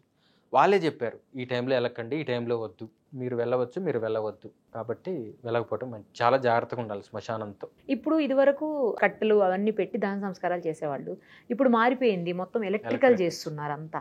కొంతమంది చెప్తుంటారు ఎలక్ట్రికల్ దహనాలు మంచిది కాదు, న్యాచురల్గా అంతకుముందు కట్టెలతో ఎలా అయితే కాల్చేవాళ్ళు అలా కాల్చి ఆ అస్థికలు తీసి గంగలోనో లేకపోతే కాశీలోనో కృష్ణానది ఇట్లా నదుల్లో కలపటం మంచిది, ఇప్పుడు అది కరెక్ట్ కాదంటారు. నిజమా అండి? అట్లాంటిది ఏమన్నా ఉంటుందా? అగ్నిలో చాలా రకాలు ఉన్నాయి. ఇప్పుడు ఫర్ ఎగ్జాంపుల్ ఇంట్లో కూడా అగ్గిపుల్లతో వెలిగిస్తాం అవును, దీపం. లైటర్తో ఎందుకు వెలిగించాం? అదే అగ్నే కదా. ఇదేమో పెట్రోల్, లిక్విడ్ పెట్రోలియం గ్యాస్ కదా లైటర్ అంటే. కానీ లైటర్ ఎందుకో సిగరెట్లే కాల్చడానికే వాడతారు కదా సార్. మీరు సైకలాజికల్గా చెప్పారు, సిగరెట్లుగా తాగే వాళ్ళు ఉపయోగిస్తారన్న ఉద్దేశంతో నేను వాడను అని అంటున్నారు. మరి సిగరెట్లు బ్యాన్ చేసిన దగ్గర ఇప్పుడు ఫర్ ఎగ్జాంపుల్ ఇది స్మోక్ జోన్ కాదనుకోండి, ఇక్కడ దీపం పెట్టాలి అంటే సైకలాజికల్గా చెప్పారు. కానీ జనరల్గా ఏంటంటే అగ్నిలో రకరకాలు ఉన్నాయి. ఒక ఇంధనం ద్వారా వచ్చే అగ్ని వేరు, ఎల్పిజి నుంచి వచ్చే అగ్ని వల్ల కొన్ని వేరు. అందుకని మీరు కట్టెల పొయ్యితోటి వండిన పదార్థానికి గ్యాస్ మీద వండిన పదార్థానికి టేస్ట్లో అట్లీస్ట్ సటిల్ ఖచ్చితంగా ఉంటుంది డిఫరెన్స్. ఇది ఈ భాగంలో మనం తెలుసుకున్న విషయం. ఆ భాగంలో కూడా కట్టెల మీద కాల్చే విధానానికి ఉండే ఫలితం వేరు, ఈ ఎలక్ట్రిక్ దాని మీద ఉండే ఫలితం వేరు. కాబట్టి వెనకటి నుంచి వచ్చే కట్టెల విధానమే కరెక్ట్. ఈ లేటెస్ట్ ఏదో అవి ఇంధనాలు దొరకట్లేదనో, పొల్యూషన్ అనో ఇట్లా చేయటం తొందరగా అయిపోతుంది, రకరకాల కాజెస్ తోటి ఆధారపడితే చెప్పలేం. కానీ ఇదైతే మంచిది, ఇదే కరెక్ట్. రైట్ స్వామి, చాలా విషయాలను, ఎందుకంటే పబ్లిక్కి కొన్ని తెలిసిన విషయాలు ఉంటాయి, కొన్ని తెలియని ఉంటాయి, కొన్ని తెలిసి కూడా చేయలేకపోతారు, కొన్ని ఏమో తెలియక చేస్తారు. మొత్తానికైతే అన్నింటినీ మీరు చాలా డౌట్స్ని క్లియర్ చేశారు. Thank you Swami, thank you so much.